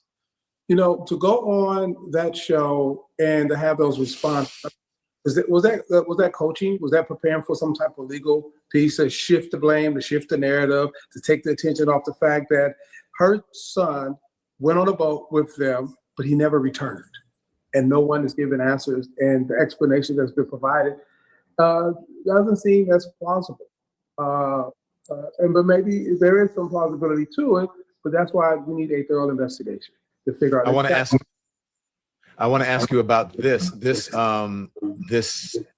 content creator has been defending the young men and also, saying questionable things about the mom. Here it is. Bombshell tonight in the Nolan Wells investigation. Tonight, the timeline seemingly blows up. This as Nolan's mother is investigated. Why? And tonight, possibly even more important, where is Nolan's phone? Well, from my understanding, authorities do not have it, and the family have not been cooperating with authorities to give the phone over. Brandon, you may very well be a lot smarter than me, but I can hear. Okay. The statement was, we're prepared to cooperate, I guess, from Crump. But it's best to have both cloud and the phone. Okay. To paint. So he's been basically the interviewer. He's a far right-wing commentator who's, in many people's eyes, and I don't even know if I need to qualify it that way, is anti-black, even though he's black. He's always defending, white folks and talking shit about black people. I don't know another way to put it. And it seems like he's doing that with this particular story because nobody knows what happened. He doesn't know what's going on, right? And nobody's, as you said, we have no preconceived, at least I do, no preconceived notions about whether the young men were involved. However, their strategy is very questionable. And I'm not sure who's advising them. I guess that their attorneys and their parents are advising them, but I think it's a bad strategy. But this, he says he's an ex-officer or whatever. What do you make of his performance and what he's been doing? Well, I wonder who's paying him, or is this about clicks?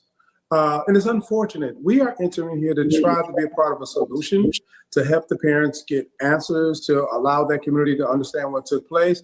For all we know, this could be a complete accident and people are panicking. And if that's the case, let's show that. Whatever the case is, we should all be lining up to pursue answers for that community and the family.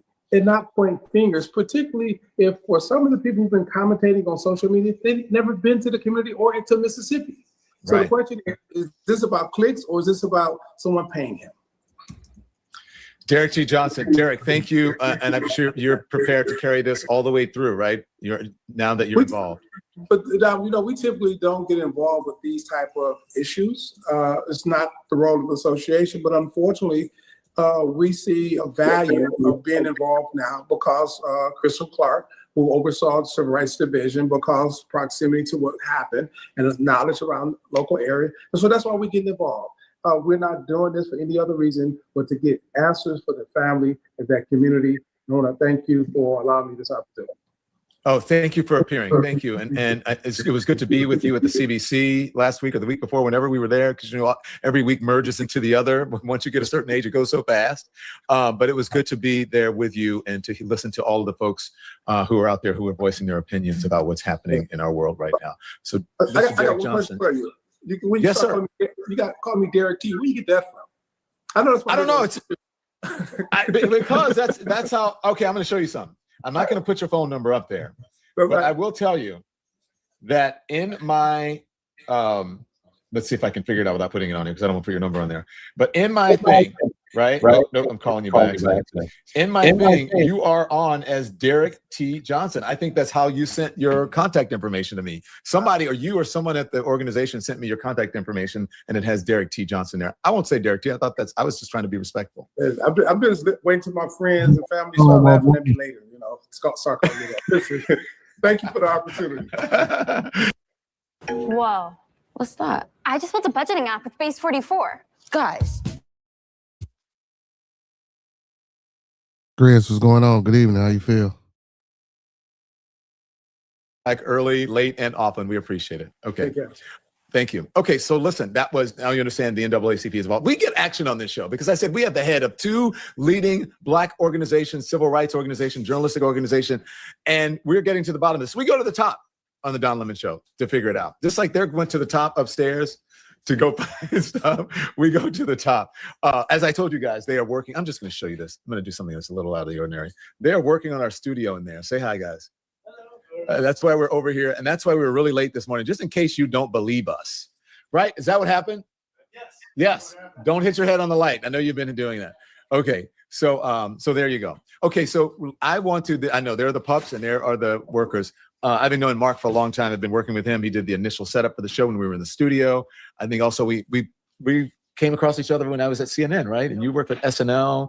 Did you work at CNN ever? Some freelance stuff. That's how I know you. Okay. All right. So we want to get now, before we get to Aaron, who is the head of the National Association of Black Journalists, I want to take you to the streets of Washington, D.C. and our Washington, D.C. correspondent, Daniel Grimes, because Daniel Grimes, everybody's wondering, where in the world is Mitch McConnell? Go. Wait. When we sized both of us up, we lost the framing. I wanted to make sure to show the door just in case. You got it. We got it. I could pop into action. Okay, yeah. Thanks, Andy. So I've been here. Honestly, it's been a very quiet afternoon. All of the windows, the drapes, they're down, so I'm not seeing much. So I come to you honestly with a civics lesson, Dawn, because the other time, when was I last here? As you said, the older you get, the days kind of mix together. I think I was here last Wednesday or Thursday, but I was here and I said, listen, they would not put a detail. And again, today, there is a security detail. That's the U.S. Capitol Police are here. That's the only kind of action on the street here. I said they would not put a security detail here for someone who wasn't living. And a lot of people said, because I said they wouldn't want to waste taxpayer dollars. And a lot of people said, look at this administration. They're consistently wasting taxpayer dollars. And you're right. The administration is consistently wasting taxpayer dollars. But I want you to know that there are three branches of government: the legislative, judicial, and executive branch. And the legislative branch is different from the Trump White House. And so what I was saying is that Democrats... Well, not so much lately, but go on. Yeah. Well, I mean, that's fair. Usually, but in right. this particular order, the U.S. Capitol Police is under the Sergeant at Arms. That is a nonpartisan branch of our government. And Democrats, if they felt like there was a misuse of funds, could call for something to say, hey, wait a minute, we feel like y'all are covering up, which, by the way, would be a federal crime. If Republicans were covering up the death of Mitch McConnell, Democrats could call for the Sergeant of Arms to investigate. And so the fact that we ran into the Capitol Hill physician and the fact that there is a presence here, there has to be someone alive inside. Now, that is, again, my best guess is that Mitch McConnell is alive. Now, I'm not saying he isn't in there comatose. He could very well be bedridden, comatose, not able to speak, which is why we haven't seen him on video. He's been absent now for 2 months, over 2 months. Yeah. The best thing I saw was David Hogg. He commented and said, Democrats, when they come back from the recess next month, they should pass a bill calling it the Mitch McConnell Act, and they should pass a bill that gives people access to paid family leave, because we know Mitch McConnell voted against that during his time in the Senate. So that would be a great way for Democrats to fight back, to say, hey, you didn't want this for others. You have benefited from it. I mean, for over 2 months now. Let's pass an act in your honor.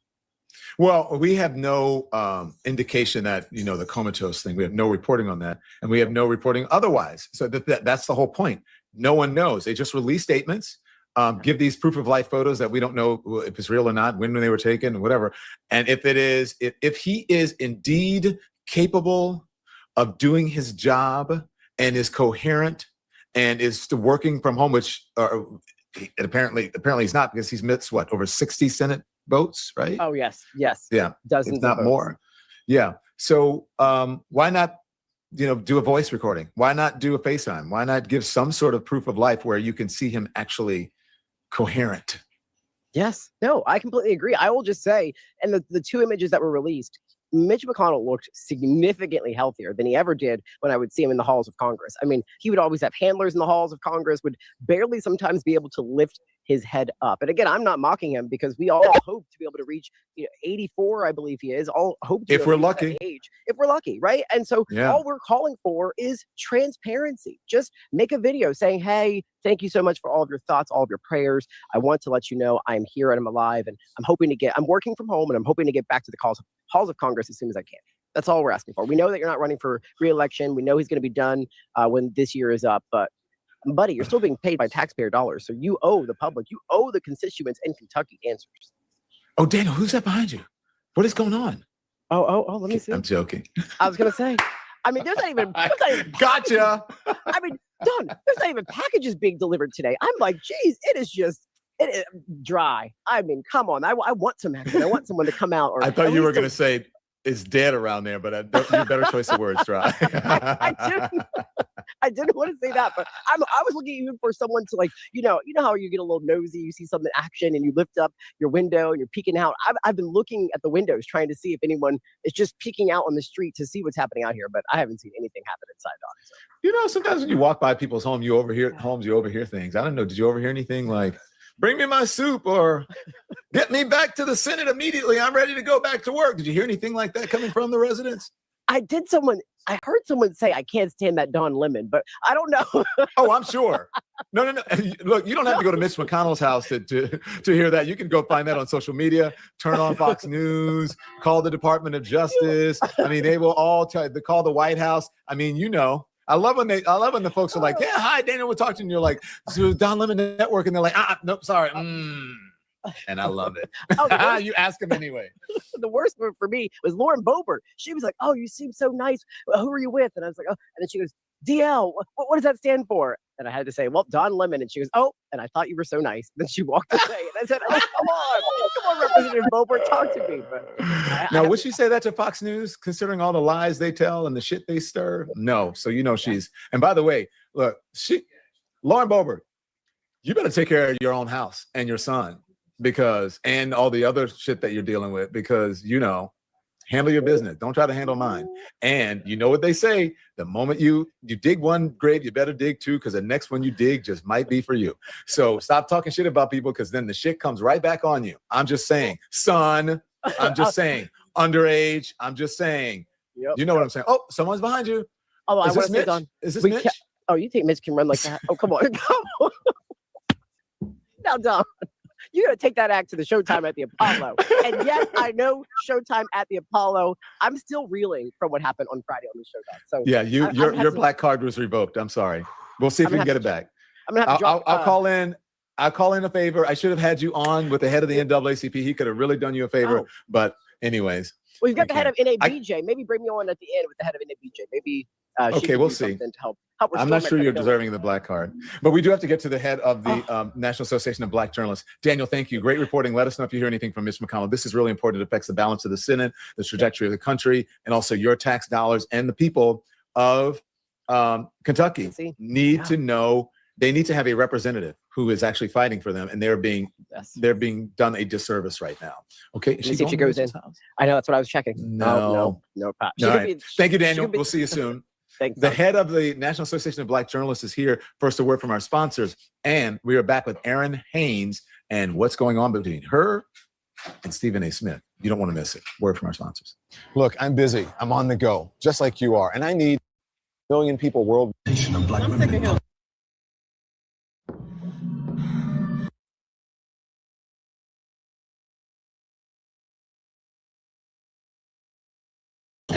And stands in direct conflict with NABJ's long-standing commitment to accurate, responsible, and inclusive portrayals of black communities. All right. So that was the announcement on Saturday night. And boy, I wish I could have been there to bring it live. I wanted to, but I had an event and I was not in place to do it. So Erin Haynes, come on in here. Thank you so much for joining us, president of the National Association of Black Journalists. I thought what you did was really bold. I think it was, let's put it this way. Sometimes you need to hold up a mirror for people to see themselves. And, he responded. We'll talk about that, but welcome. And why'd you decide to do this? Well, listen, first, Don, let me thank you. You were at our convention. You had to leave us early, but we really, really appreciated you being there. I hope that you felt the love from folks as you continue to argue for press freedom. And the first, look at your little doggy back there. I see my little friend back there going up the stairs. Listen, we're a dog household, and they're part of this show, and I love that for them. But no, I mean, look, you are somebody that has been continuing to talk about the importance of the First Amendment, the importance of press freedom, and our ability to do our job safely and without fear of retaliation. So thank you for bringing that message to our convention. I felt like it was really important. And it's you missed the other dog who just went up. You just went up the steps. I love it. But no, I mean, look, our convention theme this year was truth, power, and Black journalism. And I think that we saw a lot of that on display this week. Your stopping by was certainly part of that. And frankly, the Thumbs Down Award is part of that. And it's funny because, I have been a member of NABJ for my entire career since I was a student. And so I've been around long enough to know that this is not a new award. I know it's new for a lot of people that maybe, kind of are seeing that viral headline right now. But this is an award that we've been giving out for decades. It's one of the ways that NABJ can really kind of hold institutions and public figures accountable when we feel like their actions are harmful to Black journalists, Black communities, or the profession. It's not something we take lightly. It's not about whether we personally like or dislike somebody. That really is the criteria. Thank you for that. And I do have to say, I have to pay you a compliment because as I expressed, I had Jamel on this morning and we talked about this and I wanted to have Jamel on because she's worked with Stephen A. Smith. They were both at ESPN at the same time. And she was we had a very nuanced conversation. She did not go in on him and disparage him. Much like I don't think the NAABJ disparaged him. I heard no name calling. You were saying basically do better, right? Yeah. Do better. And sometimes, again, I believe that you have to hold up a mirror to people. But I will say under your leadership, I think that that NAABJ is in the best place that I've seen it in quite some time, if maybe ever, right? There was, before you, I have to say, there were a couple of administrations or leadership that I didn't necessarily agree with. One of them, somebody who was there thought that they were the only person, that they were the only person who could speak for Black people, but not anymore. So congratulations on what you're doing. Now, thank you. I have to say, Stephen A. Smith responded. Yeah. But this is what Jamel said this morning. Before the response, I want to play what Jamel said. Here she is. Stephen A. has a very big platform. He has a very big microphone. And what he's going to do, and he's already alluded to this with his tweet saying Christmas came early. It's like he's reveling. He's going to revel in trying to tear down this organization. That's exactly what he's going to do, is that he is going to air NABJ fully out and realize that there's a good bit of the country that does not understand the value, the meaning, and the institution that is NABJ. It is the largest Black journalist organization in the country, over 3,000 members. I've been a member of it since I was 16 years old. This organization has meant everything to me. It totally is responsible for me having the career that I had, going to NABJ, seeing other Black journalists, seeing journalists like Stephen A. Smith in their positions come back to NABJ and come back to the convention, talk to younger journalists, give us some game, going to developmental workshops, being able to go to the job fair. This is an amazing organization.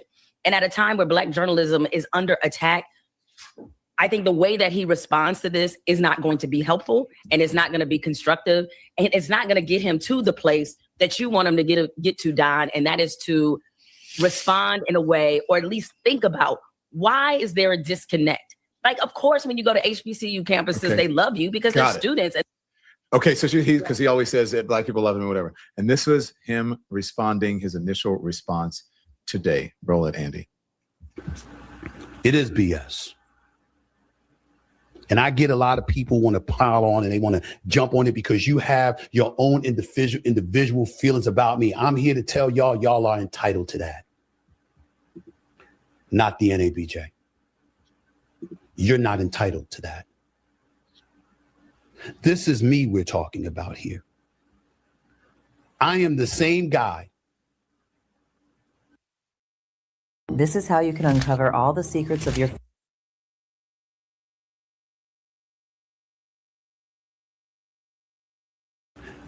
that brought a nationally televised show to a journalism conference, which is the NABJ, the last 2 years. Did you have anything to say about me then? Did I get a thumbs down then? First Take, a nationally televised show, which has been number one for 14 straight years. Okay, you get the point. Yep. And then you get the point, like, okay, yes. However, the NAACP has checked me on, I'm just going to say on shit. And you know what? I just took it in stride and said, okay, let's see if there's any, if there's any credence to it, right? Yeah. And then I either self-corrected or just said, okay, I don't think it's right. I didn't go out and blast the NABJ. I kept saying NAA because I had, before you were on, Derek Johnson was on. So I'm getting NAA and NAA. Your acronyms are conflating. Yeah, that's right. They're very similar. So, I don't understand that you can. It bothers me when people think like, well, I'm Black, I can't be racist, or I can't say racist things, or I can't make a mistake as it relates to my criticism of Black people. Yeah. That is not true. Yeah. And just because you've done a whole lot of great things, sometimes those bad things are detrimental and they can overshadow that. And you need to, like I said, hold up a mirror and say, look, brother, we're not calling you out of your name. We're just giving you a thumbs down because right now what you're doing is not helping us. John, and it's not fair. I appreciate you saying that because, when you were criticized, you heard that criticism for what it was, right? It's not just about calling you out. People were trying to call you in as somebody who we do see as a member of community. And the same is true of Stephen A. Smith. Listen, I had a chance to listen to his responding to us giving him the thumbs down award. And it's clear that, he seems to think that us giving him this award means that we think that he is now some kind of enemy of NABJ. Nothing could be further from the truth. Like, we know that, for me, at least as president, this award doesn't have to be the end of the conversation. It can be at the beginning of one, right? He is a product of NABJ. He talks about getting his start in journalism from NABJ, getting to, his job at the Philadelphia Inquirer with the help of one of our founders, right? So this is somebody, if NABJ raised you, then you are somebody that we think can know better and do better. And so, what that relationship means is that, you certainly have the benefit of the doubt in terms of our ability to believe that you can be accountable and make change, but that does not exempt you from criticism. I respect that he has brought First Take to our convention. Certainly our young people benefited from that. He has been there for our young people. He's been active in the organization, but just because we're in relationship, like, that doesn't mean immunity from accountability. Like, if we are in community, we have to be able to celebrate each other and challenge each other. And so that really is kind of the point of this for me. I mean, same thing with, I heard him, talking about all of his accolades and achievements. He's getting ready to be inducted into the Broadcast Hall of Fame. His success and influence are undeniable. We're not talking about that, right? But that is exactly why the standard matters, because, just to Jamel's point, the bigger the microphone, the greater the responsibility that he has. So, that really is what it's about for me. Yeah. Now, on his show, he is, as I said, responded. He responds directly to you. Yeah. And I'm going to get your response after hearing this. Here it is. Mm-hmm. Disparaging black women is a very incendiary thing to say. If you felt that adamant about it, President Haynes, how come I never got a call? How come the NABJ never reached out to me to have a conversation? And you would go on stage, Ms. Haynes, and accuse me of disparaging black women with no evidence, just your feelings. This is shameful. Okay. Let me just play this. This is him on Jasmine Crockett and I think Joy Reid and others. Andy, do we have that? Yes, here it is. Thank you. Jasmine Crockett chooses to express herself. I'm like, is that going to help your district in Texas? I'm just going to go off about Trump, cuss him out every chance I get, say the most derogatory, incendiary things imaginable, and that's my day's work. That ain't work. I believe Kamala Harris's political career is over, but this was the last straw, and I'm going to tell you why. Because although I'm certainly not an advocate of her diming out her boss and talking about whatever deficiencies he may have had, you could have said something. You could have done something other than what you did. And I don't want to hear about 107 days and that's all you had. You know what 107 days gave you? It gave you the opportunity to take over the campaign and do it your way instead of capitulating to what his people wanted you to do and you doing whatever you thought was necessary under the realm or the guise of loyalty and costing, and in some people's eyes, costing yourself the presidency. Okay, that. And then we have this, because he's saying there's no evidence, okay? Well, and I'll talk about the nuance and all of it. And then we have this, which is Serena Williams.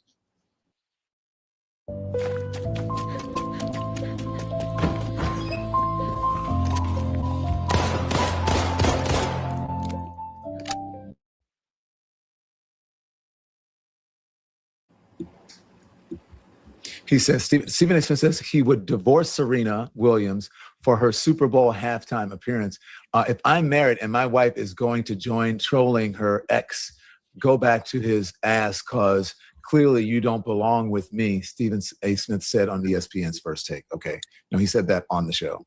Now, is that not disparaging? And by the way, her husband had a few words for him and they tried to shut him up on the show. I'm just saying there is evidence of it. And whether you agree with him or not, there is a way to do that.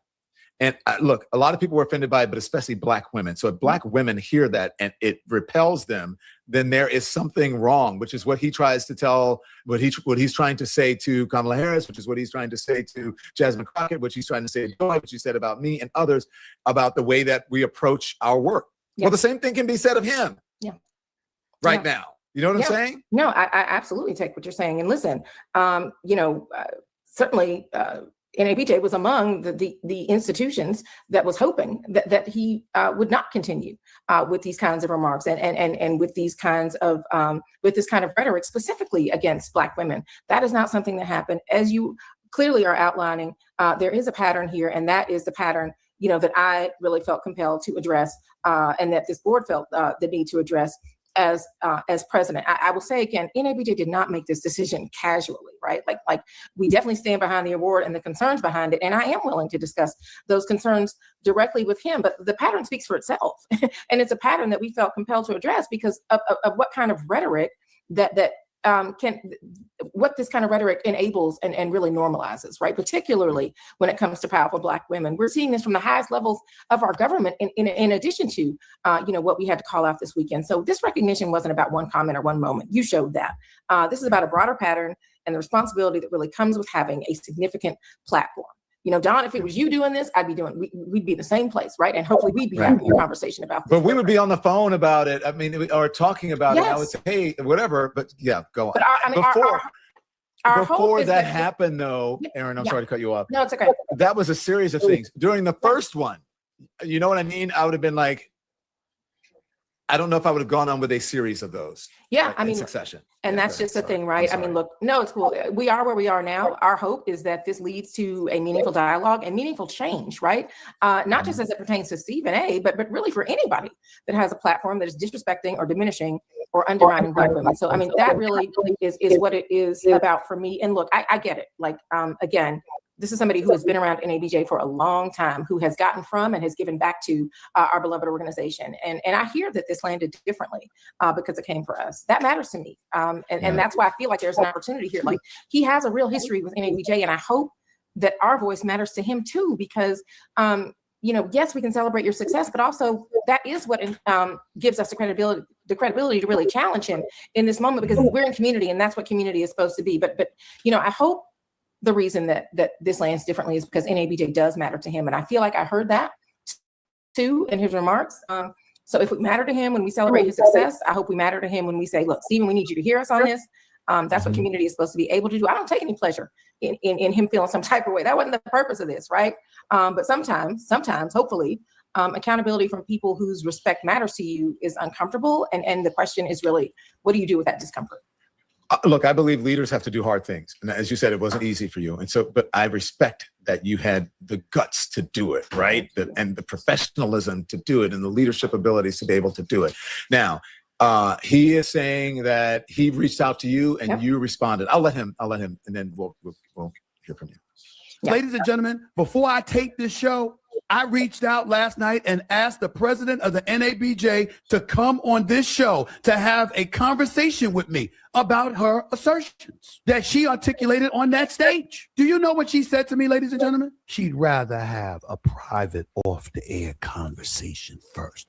Oh, really? So you can go on a public platform, denigrate me, make these accusations against me without calling. But when I challenge you to come on here face to face and have a conversation with me, now we want a private conversation. Before, nah. But is that so unusual? No. And listen, to sit down and say, look, I just wanted to be constructive. I don't want to get on there and yell with you. Not at all. And look, Don, I never said that I was unwilling to have a public conversation with him. What I said was, I don't believe the first step should be for the president of NABJ to go on his platform. So I was offering a private conversation because, for me, accountability begins with listening. And from there, we can talk about what meaningful public engagement might look like. But I mean, if the conversation is only worth your time because the cameras are on, then we may have different definitions of accountability. A rebuttal is not accountability. I mean, let's be clear. I mean, because I do welcome this conversation. I said in my remarks on Saturday night, the door is open and the opportunity is available here. But I think that, when that just has to mean, coming onto your platform, that really cannot be the point of this for us. I continue to say, I wanted to talk privately first, because what I'm hearing is that if this feels personal because NABJ is meaningful to you, like, I don't feel like the most constructive first response is to turn, you feeling some type of way into a televised confrontation. So, like, I would much rather, have a conversation with you and say, look, here's what we see. Tell me what you see, and let's talk about whether you can hear why your community is raising this with you. I mean, he acts like the NABJ is the only place that this concern is coming from. It's absolutely not. True that. Aaron. I was the first one to ever join.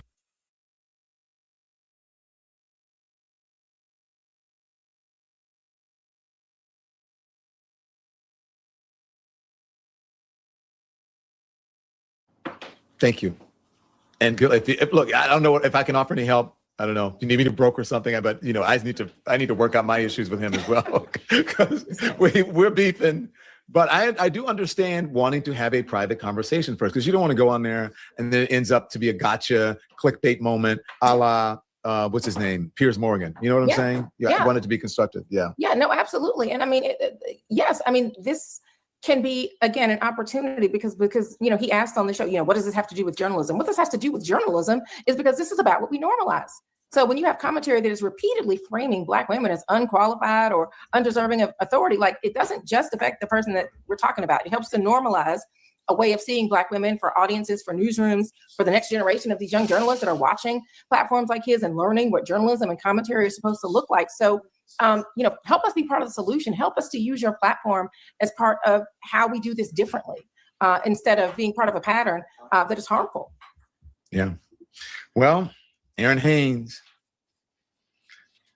I believe the best president of the NABJ since I have been there. I can't even remember. I've been a member since 1990 something. I'm old. Listen, we've been at this for a minute, and I appreciate you for still being on the front lines for these folks that need you to tell the truth. So thank you for what you are doing. Keep fighting. Keep speaking out for press freedom. We say, I'm going to get you a mug down, one of our new mugs that says the First Amendment is not optional, because I know you know that. We're not doing it. Yeah. Because of your leadership, I'm going to go update and renew and fix my membership, all that stuff. Just make sure it's still there. It's still on and popping. You are current. So you're good to go. All right. Thank you, Aaron. I appreciate it. President of the NABJ. And let me know if you guys work something out, because I would love to discuss. Okay. Absolutely. All right. Thank you. Thank you. Nice job. What a great job. She's a really great president for the organization.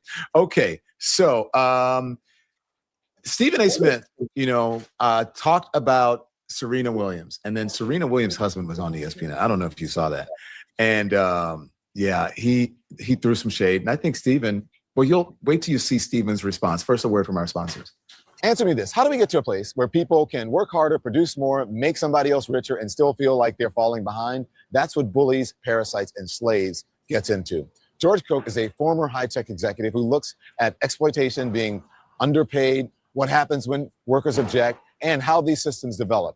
But he doesn't just complain about the problem. He proposes something different: mutual care. Meet the needs we all have in common, protect each other's rights, and everybody has a better chance to thrive. So you may agree with him, you may argue with him, good. And you must want him, and no man would want that kind of thing. Okay. And then, so Serena Williams' husband was on ESPN, and I want you to see this exchange between him, the husband, and another co-host. Here it is. Well, also too, Stephen A. Smith, you had some marriage advice for me. Is that right? Or well, you know what? Listen, I didn't. People, headlines are headlines. We can get into that another time. But I was hoping you were okay. Pause. We can get into that another time. And basically, he was like, the husband was like, no, let's get into it now. This man has cojones.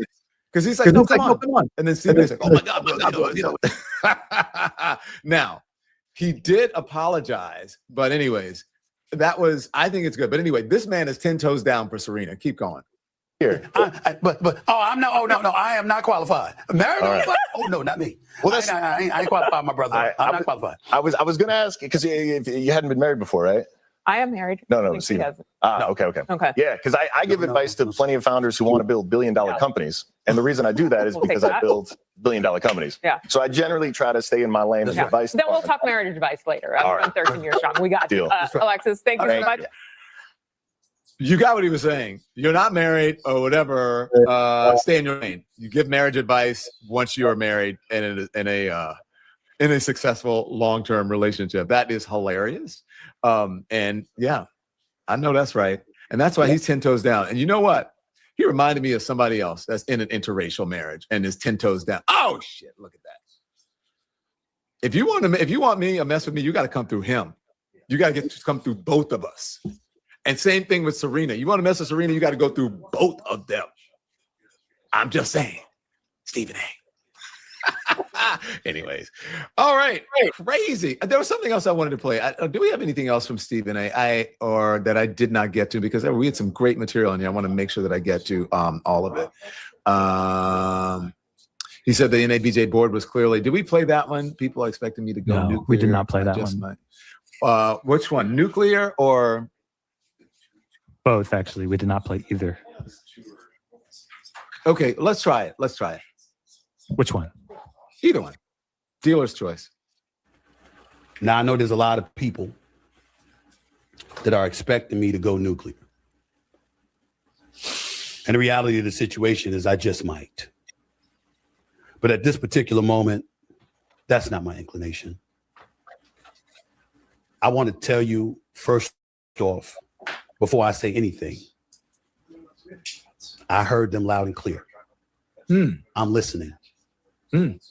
I'm far from perfect. And I will always strive to do better on behalf of my community, for the journalism community, and beyond. In the days and the weeks and the years to come.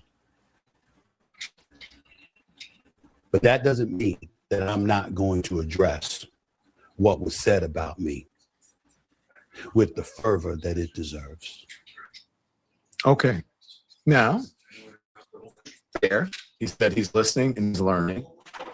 But I do agree with Jamel Hill that he's relishing in this. And I'll give up my whole synopsis of the whole Stephen A. Smith situation after this. Here's what he said about apologizing to Serena and such. The board, however, clearly engaging in personal attack, does not deserve such credit. What you did to me is beneath the organization.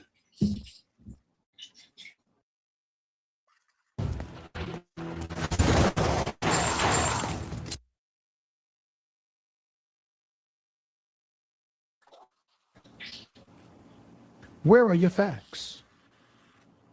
You want to bring up Serena Williams? I apologize for that. I'm on national television. I'm flipping with it, joking around with the other fellas. And I basically was saying it really wasn't about her. It really was about her husband. No disrespect, because I was simply pointing out no man wants to see his woman exerting that kind of energy, meaning being on center stage on Super Bowl Sunday for an ex. That's all I was trying to say. But I realized my presentation. Pause, please.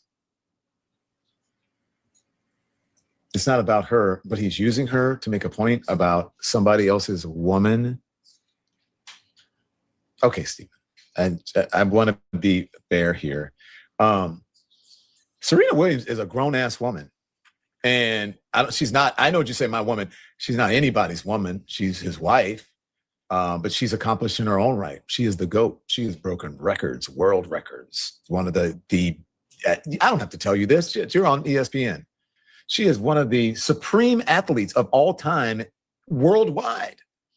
And so if you're using her to make a point to her husband, why not? Why even do it? Because you're using her. You're saying something that she did that you didn't like or you wouldn't stand for as a man. That's disparaging to her and to her husband. Come on, Stephen, you know that, man. And if you don't, okay, then that's a whole other problem. Keep going. Could have been better. I apologize for that before. I'll apologize for that now. What else you got? Good. I think that's good. And so let me just say this about Stephen A. Because Stephen A. and I have how would I qualify this relationship right now?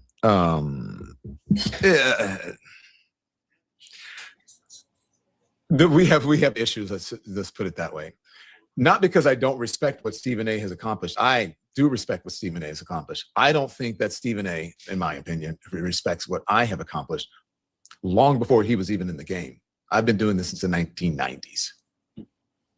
I was on national television in 2001, 2002 as an NBC correspondent. So I've worked my ass off, and I didn't do it by disparaging people. And, and as he said, nobody's perfect. I was not perfect about it. I've said that there were ways that I could communicate better. But after CNN let me go, he came on talking about it was ratings. It was none of that. He had no idea. Go look at the ratings now, and then go look at my ratings. They would kill for the ratings that I had. And the reason that I was on for 2 hours is because the ratings were good and the audience wanted me for 2 hours at night. Nobody else did that but me.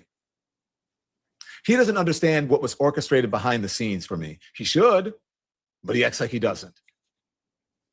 But he's going to, your ratings are like that. It's like, what are you talking about? What ratings? What are you talking about? Everybody in cable and broadcast was down after the election. Every single person. And the people, if they wanted to talk about ratings, they talked about the ratings of the people that they wanted to get rid of. Because I don't see anybody else anywhere on CNN, MSNBC, or MS Now, or Fox News, or whatever. Fox News is, that's a whole different thing. It's a call. But I don't see any of those people with any higher ratings than me, or Joy Reid, or Tiffany Cross, or anyone. As a matter of fact, most of them are lower.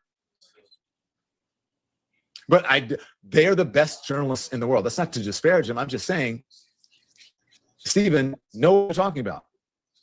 I believe CNN had the best news organization in the world at one point until the management changed. And then it became questionable. When I was working there and I started hearing people on the streets coming up to me saying, what is going on with CNN? Like, have they become MAGA? Are they going to the right? Like, what is it? I can't watch it anymore.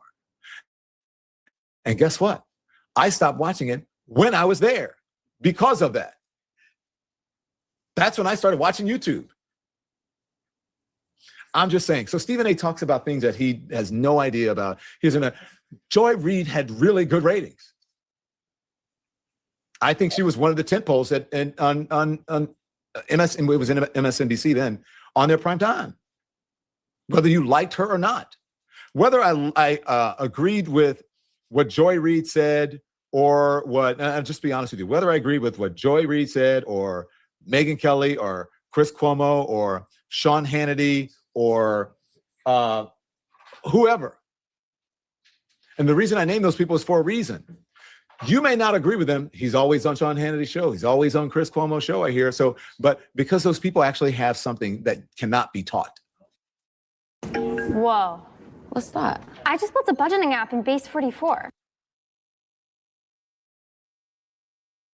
You have it or you don't. Joy Reid is a talent that cannot be taught. Rachel Maddow has a talent that cannot be taught. As much as I dislike her, what she's doing, Megyn Kelly has a talent that cannot be taught. Same thing with Chris Cuomo, same thing with Sean Hannity, same thing with Tucker Carlson. You cannot teach that. You can teach people to be journalists and to sit there and read the teleprompter and write their questions down and ask this and stand up and be stone-faced and don't like to respond. But you cannot teach people certain things. It's called a je ne sais quoi. There's a charisma. There's something that makes you want to watch those people. More people would watch me, I believe, who didn't like me than who did. And they will say to you, I don't always agree with what you said, but man, I sure loved watching you. You cannot teach that. So Stephen A., same thing. Stephen A., this is why I'm going with this. Stephen A., I love and I respect what you have accomplished. You have that thing that I'm talking about. Be aware that you have that thing. Be aware of the podium and that you have. Be aware of the microphone that you have.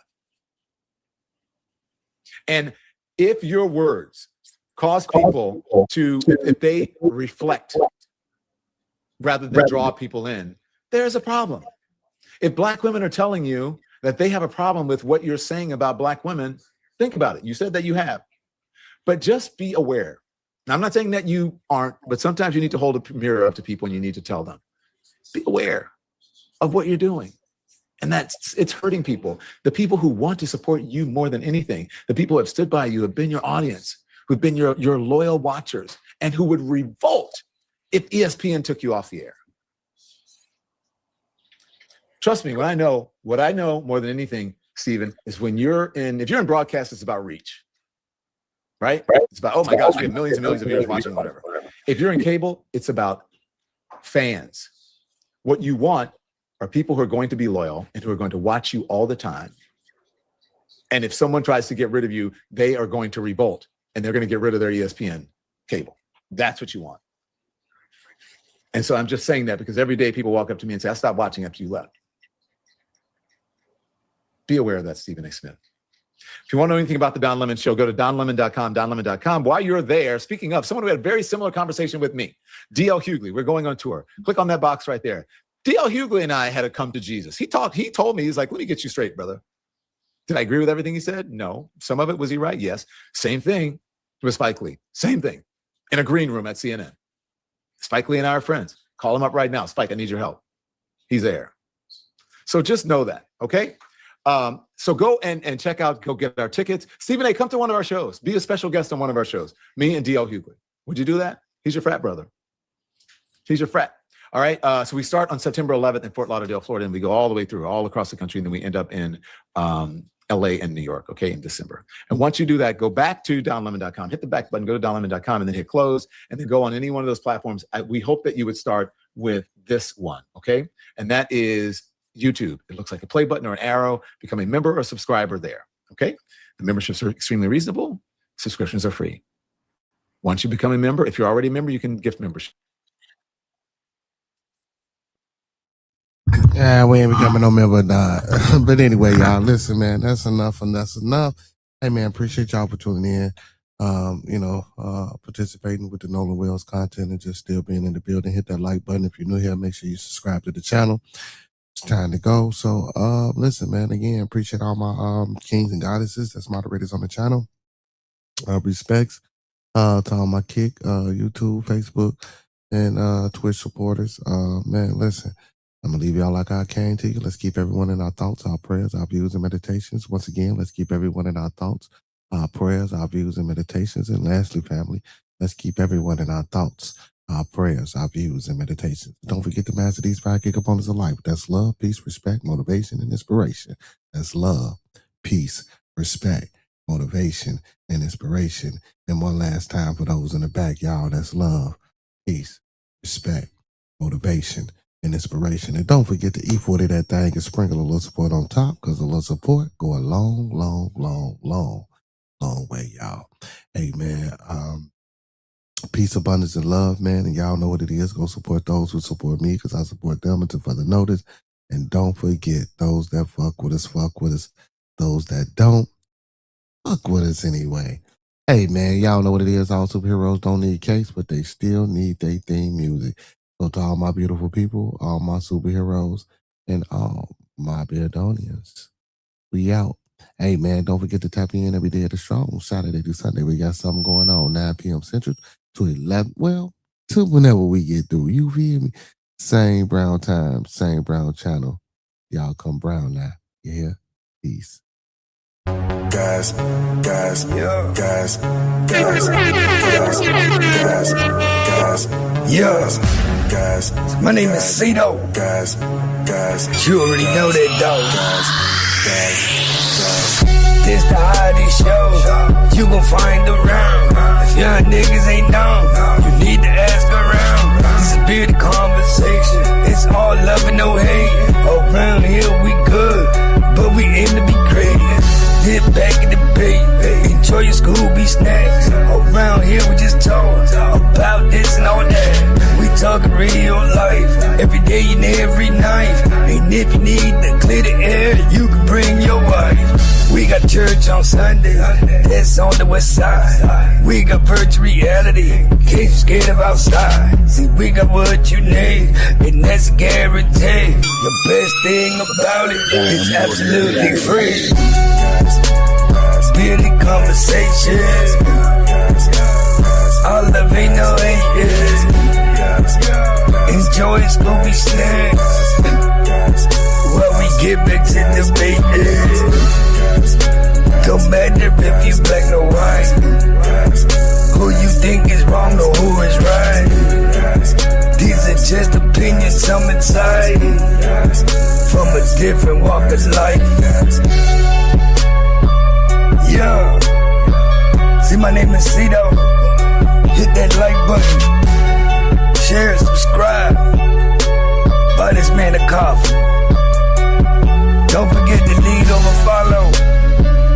Don't forget to love those that love you. And don't ever forget that you ain't never been richer than you are right now.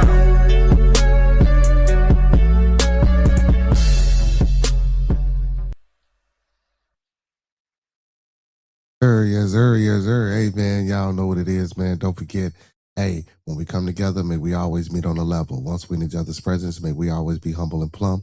And when we leave each other's presence, may we always part on the square. Some more to be, some more to be, some more to be, so may it be, family. Peace. Hey, man, don't forget, check back tomorrow, Toxic Tuesday, y'all. We out.